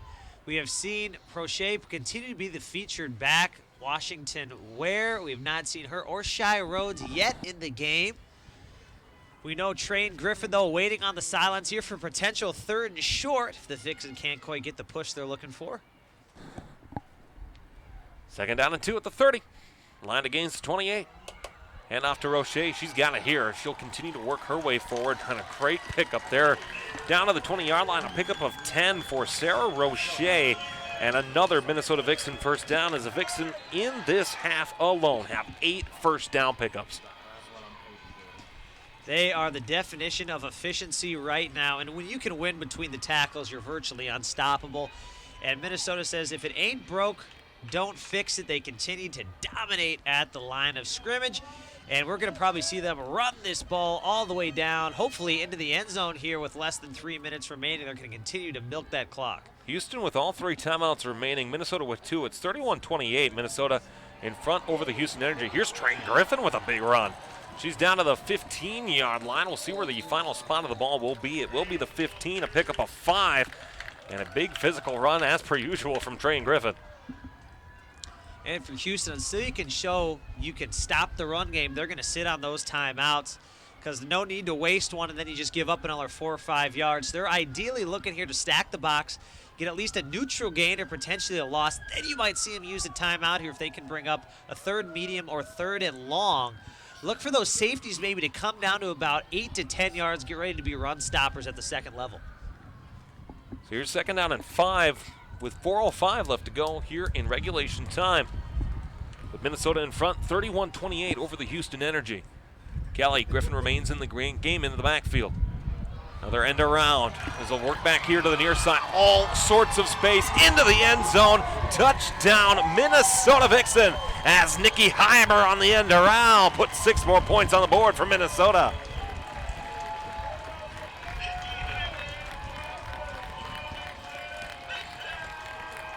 Nikki Heiber totally redeeming herself after that drop earlier in the second half.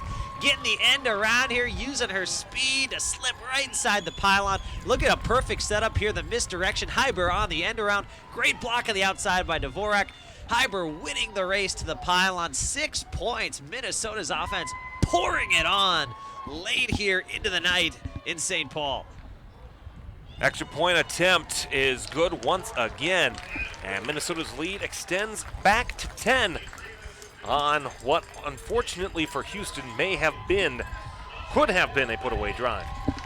Very potentially here. Not quite the nail in the coffin just yet. Houston with all 3 of their timeouts. Not to mention they've really had their way with the Minnesota defense through the air. So let's see here, though. I'm assuming Minnesota defense is going to come out, bend but don't break. Don't let any wide receivers behind you. Really make Houston nickel and dime you down the field. Use that clock to your advantage. The Minnesota Vixen scoring drive summary, 9 plays, 59 yards, 5:44 off the clock as Nikki Heiber picks up the touchdown, the rookie for the Minnesota Vixen out of St. Paul, Minnesota, and the University of Minnesota Twin Cities. Remember, they are the University of Minnesota Twin Cities, as she picks up her first rushing touchdown on the season to make it 38-28, Minnesota in front of the Houston Energy. And Nikki Heiber and Dvorak doing an excellent job filling those big shoes of a missing Jackie Radford. Obviously, Radford coming off a really solid game last week against Cali. She has been a feature #1 receiver for Minnesota this season. Great to see that depth of the receiving core. Not to mention Sarah Roche pick it up where she just left off, continuing to show why she was the star of the week. Houston Energy playing very close to the spot where they have to be in terms of this return, expecting a squib kick, excuse me. No one past the 30-yard line on the Houston side of the football. DeMosson kicks it off. Takes a couple of bounces and will be fielded there at the 45-yard line on the return, and not much doing more than that, but across midfield once again. And the story of the game for the Houston Energy in the second half, Cam, they've had some really solid field position. All 4 of their drives now starting on the other side of the midfield stripe. No doubt about it, and I'm not sure what's contributing to the short squib kicks by Minnesota, but Houston has certainly been taking advantage. And now let's see if Houston can capitalize again, starting in great field position. Their offense is rolling like a well-oiled machine. So let's pretend for a minute that you're Coach Wiggins of the Houston Energy. Are you attacking just through the air on the entire drive? You know, excellent question. I think I'm going to try and establish a little perimeter ground attack early, maybe try and get that ball inside the 30 or 40, then definitely take to the air. Obviously, he has different thoughts. Nice thing about passing the ball, incomplete pass does stop the clock, but with the success and speed of Wilson being able to win on the outside, especially with how far back the Minnesota defensive backs are playing, I would probably try and establish a bit of a ground game, but we'll see. Looks like he's really going to take to the skies here, try and get a quick score with time dwindling. Jake's incomplete with 2 receivers in the area. Now a stretch for Jake's of 4 straight incompletions. Remember, the last touchdown for the Houston Energy was a rushing touchdown for Brooke Wilson. Same 2 on that 2-point conversion. So 4 straight incompletions for Christina Jakes. 2nd down and 10. Play action. Jakes steps up pass. Incomplete. Was looking for Wilson on the quick hitter. Wilson certainly had space to continue going. It's 3rd down. Wilson does a nice job there winning off the line of scrimmage. Found a nice patch of grass right in the middle of the field. Ball just a litter behind her. Yes, and Alex, she did have a great catch and one opportunity there. Jakes continuing to struggle throwing inside the pocket. She's had a lot more success throwing on the run today. 3rd down and 10 yards to go. Time on the clock remaining 3:37. Minnesota with 2 timeouts. Houston Energy with all 3. So, of course, game theory starts to come into play just a little bit here, where you certainly could kick it away, but you certainly don't. You have the football. You don't want to not give your offense a chance to keep your drive and your season alive. 3rd down and 10. Jakes, all sorts of time, very well protected. She'll roll out to the left, close to the line of scrimmage. Pass is complete to Hollins, who was forced out of bounds by Minnesota. And a 1st down yardage on a gutsy play for Christina Jakes.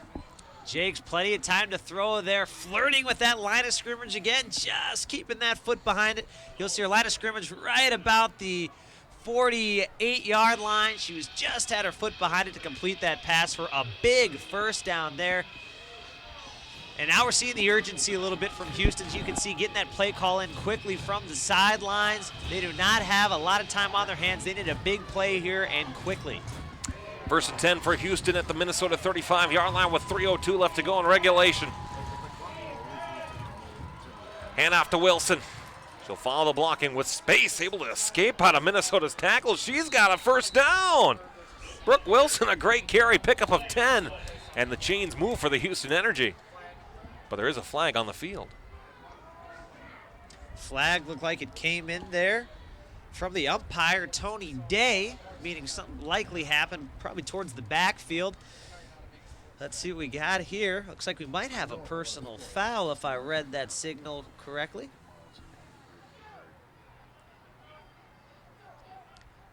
So, yep, we're going to get an unsportsmanlike. Looks like it's going to be the Vixen, so it's going to be a 1st down. Then they're going to tack on this yardage here. So Vixen hurting themselves a little bit. We'll see maybe if we can see the scuffle after the play here. And that penalty will be assessed half the distance to the goal as well. So Houston marching closer to the goal line. And great communication by the officials shouting it so we could hear part of it, but not the entirety of it. And you do turn into being a fairly decent lip reader from up here as well, so that helped as well. Nice enunciation there by the officiants. 1st down and 10 for the Houston Energy. Ball spotted at the 12-yard line. Jakes on a screen, goes to the far side, looking for space, stepping out of bounds there. And a fine play design once again. We've talked about it a number of times here tonight, but this offensive play calling for Houston Energy has been excellent. Parker on the reception, sets up 2nd down. Houston definitely probably one of the better teams in the league with a lot of variety, not only in their personnel packages, but their formations.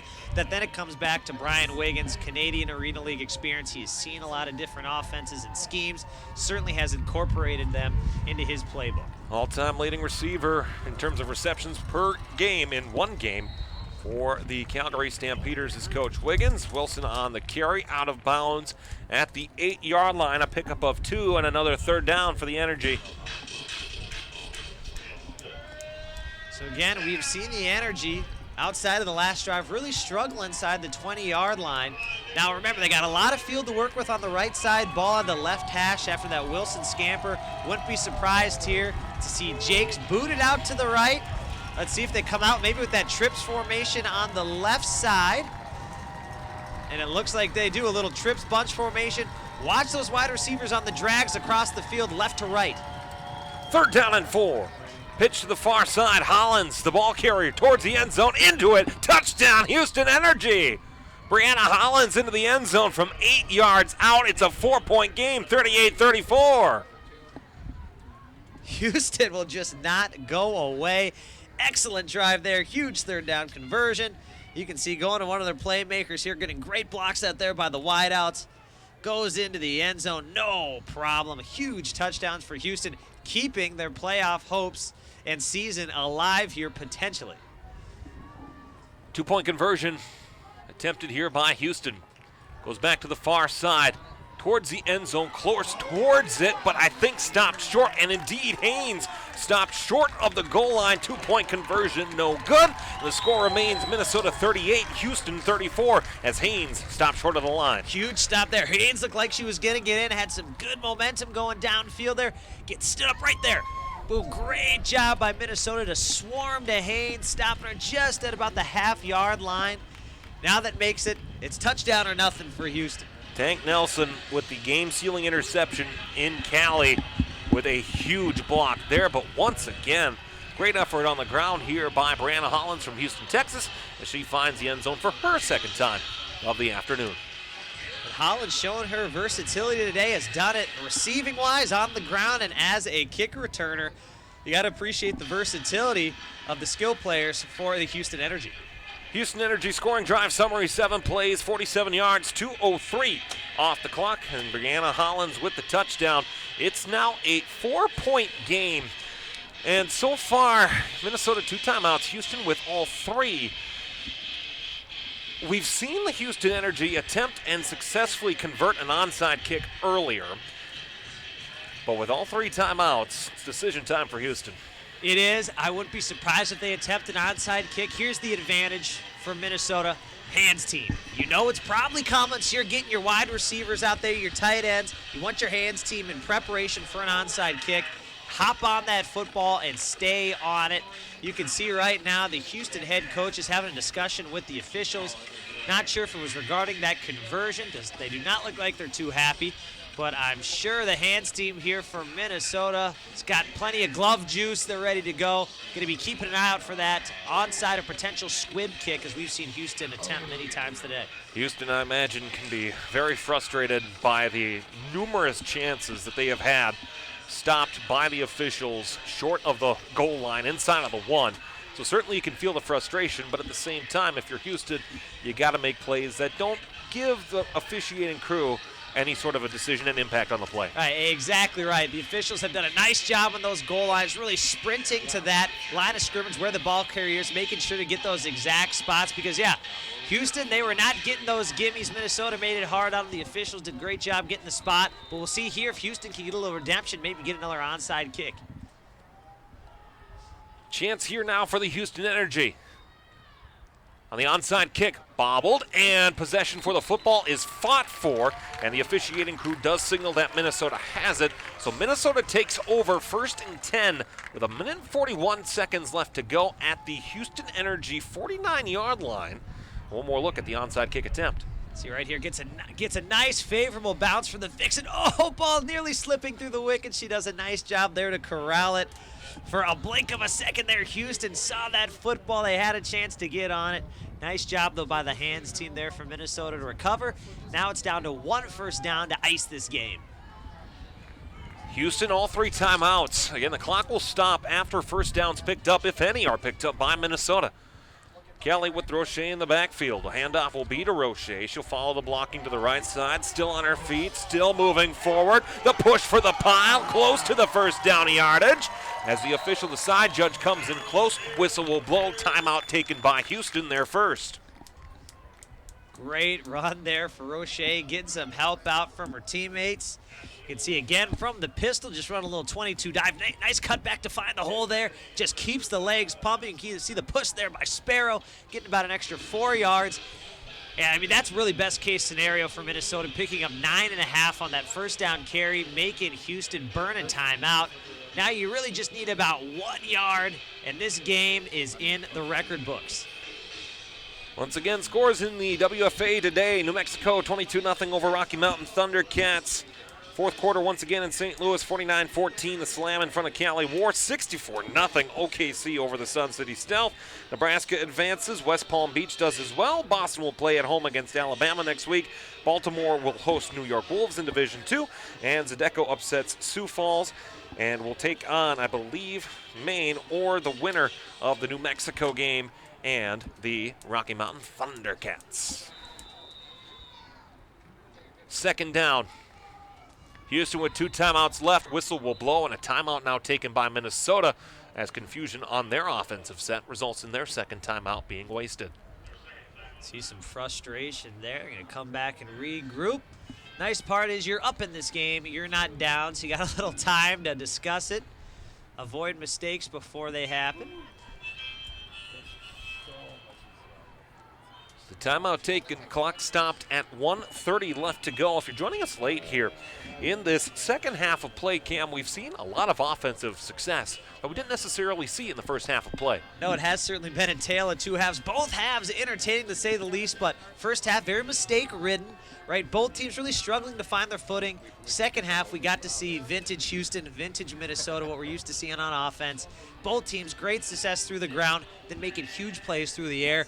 As we saw, Kelly has been airing the deep ball out today, has been on point. Certainly with the way both teams are playing, you don't want either team to have to go home disappointed, but one of the two teams, Minnesota or Houston, is about to. Second down and 1.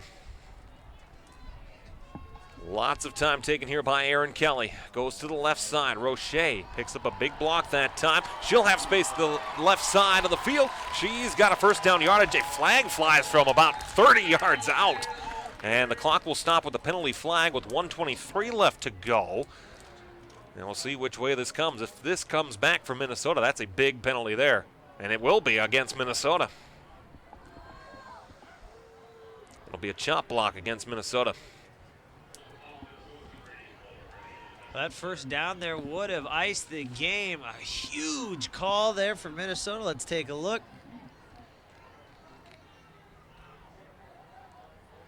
Nothing that stands out distinctly there, but something did occur on the play, so that's going to bring it way back now. Back to the original line of scrimmage. 2nd and 10. So it'll be 2nd down and 10 for Minnesota at the Houston 48-yard line at the original line of scrimmage on this drive with 1:23 left to go. Clock also stops and stays stopped until the play is run here for Minnesota. So in essence, a gift as well for Houston, stopping the clock without having to burn a timeout. 2nd down and 10. The give to Roche with space to the right side. Close once again to first down yardage. Houston will take their timeout once again. They will have 1 remaining. Another nice run there by Roche, getting those yards back. She lost on the stat sheet. Great push up front, great kick out block there. Roche going unabated for about 6 yards. Nice tackle though by Houston, keeping her just shy. Truly the game of inches. Here we go. It's gonna be a battle. 1.5 foot separating Minnesota going on to the next round, and Houston potentially getting the ball back and having a chance to advance to play St. Louis as well. You know, both teams are about to leave it all on the field for these next 2 plays. 38-14 was the projected score of the game down in St. Louis. Right now it's 49-14. Cali trailing the St. Louis Slam. Here in Minnesota, 38-34. Minnesota in front by 4 points as the lights come into full effect here in St. Paul, Minnesota, in the historic Rondo neighborhood, just in the shadows of Interstate 94 as the cars continue to wind by on this Saturday evening. 3rd down and 1 yard to go. Season on the line for Minnesota and for Houston here. Kelly, they'll give it on play action. Looking pass here, complete to Sparrow. Sparrow looking to continue to move, spins out of a tackle up high and is thrown down by Houston after the first down is gained for the Minnesota Vixen. Sparrow there using her size. Nice little play action pass. Actually had my eyes kind of boggled there. I thought Train had the football for a second. You can see Kelly here. Little play action, just Sparrow slipping out, just flips her the rock, boom.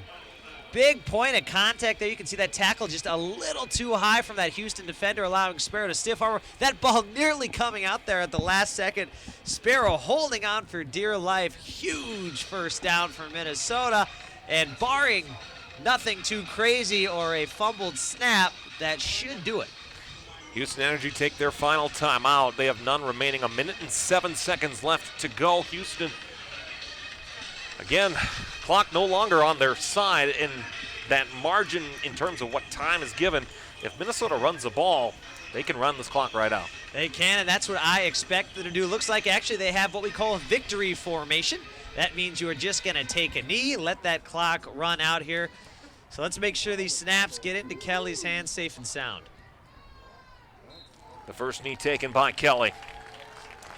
As the clock will wind, fans here in Minnesota recognizing what's going to happen, and the Vixen already lining up to go shake hands of the Houston Energy, as Minnesota should need to run only 1 more play. And certainly Kelly will take as much time off the clock as she needs before taking that knee. And the crowd here in St. Paul recognizing that once again, Minnesota, the Vixen, victorious at home in the playoffs. As she'll take the knee one more time.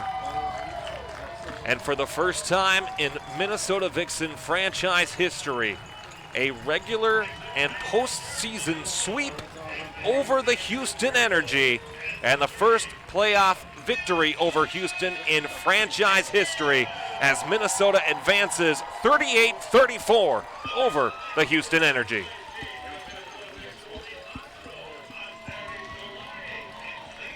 And so our touchdowns here in the second half. In terms of what Minnesota was able to do, Train Griffin got it started from 4 yards out as she scampered into the end zone for the rushing touchdown to extend the Minnesota lead after the half, capping off a 10-minute drive. Brooke Wilson for the Houston Energy was able to put her name back into the scoring sheet, one of 3 touchdowns she had on the day. This time, she carried it right up the middle and across the goal line for the Houston Energy touchdown as the two teams went back and forth here in the second half of play. Aaron Kelly, not to be outdone on play action, was able to find a wide open Amanda Dvorak for a 50-yard big hitter. And for Dvorak, another great bounce-back touchdown after an injury season in 2022. Houston once again will get out of the scoreboard by virtue of their fantastic running back, Brooke Wilson. She followed the blocking to the right side and was able to pick up the 2-point conversion as well to keep Minnesota's defense honest and keep this game close. Once again, on a beautiful play, the rookie for Minnesota from St. Paul, Minnesota, Nikki Hyber, on a well-run end around, was able to find her way into the end zone, and that capped off another Minnesota Vixen scoring drive. But the team that would score last was indeed the Houston Energy, as it was a rushing touchdown here on the left side of the field, one of 2 on the day for Brianna Hollins, as she was able to find her way into the end zone, but Houston would get no closer, Cam. 38-34, Minnesota victorious. Great win for Minnesota. As much as they tried to give this game away, it seemed, in the first half, they really collected themselves, made those necessary second half adjustments, probably something similar to what happened in Cali last week. Came out with a great run, pass attack balance. We saw them scoring every which way. Huge victory, not to mention their time of possession gave their defense a much-needed rest going in 2 weeks now against the high-octane St. Louis offense. For the Houston Energy, a frustrating end to their season, but certainly a team that we figure to be around in this American Conference playoff for the foreseeable future. 100%. They are a high-rolling team with a lot of great athletes, especially on the perimeter. We can see the bracket right here. So as you see on the National Conference side, Alabama will head to Boston. That should be an interesting matchup. We'll talk more about that on the Road to Canton show. On the top side, was there going to be anybody else? Minnesota at St. Louis in 2 weeks' time for the 3rd time this season. It just had to be, Minnesota. Short-term memory loss coming off that, tough defeat against St. Louis just a few weeks back. They're going to be coming in with a renewed energy and some vengeance, looking to take it to the next level. Last time that Minnesota played in St. Louis, in 2019 in the playoffs, it was a game in which Minnesota and their fans felt as though Minnesota was the better team, but just could not execute on their drives. Does Minnesota get the victory the 3rd time around? I believe so. I think especially after this and that big win against Cali, it's a renewed confidence. It's a team that they now know what they need to do to win and what they need to avoid to lose. So I expect Minnesota to go in there with a renewed sense of confidence, also a great balanced attack both in the run game and through the air. Well, Cam, as this is our last broadcast here of the season, I want to thank you for coming on and joining us here for Minnesota Vixen football this season. We've loved having you. We can't wait to work again coming up next spring. Absolutely. It has been a pleasure being a part of the broadcast team and watching this excellent Vixen football franchise. Once again, our credits here tonight are producers from Town Square Television, Toby Stanga, and from Hastings Community Television, Hunter Pinckey. Our director tonight, graphics and replay, Hunter Pinckey. With Cam Huffendick, I've been Alex Wested. Camera operators tonight, Rob Clark and Tori Sellner. And Master Control in Inver Grove Heights, the wonderful Trevor Blom. Once again, Minnesota victorious as they'll head to St. Louis in 2 weeks' time to take on the St. Louis Slam by a final score of 38-34. For Cam Huffendick, Hunter Pinckey, and our entire production crew, I'm Alex Wested, here on your home for Minnesota Vixen football.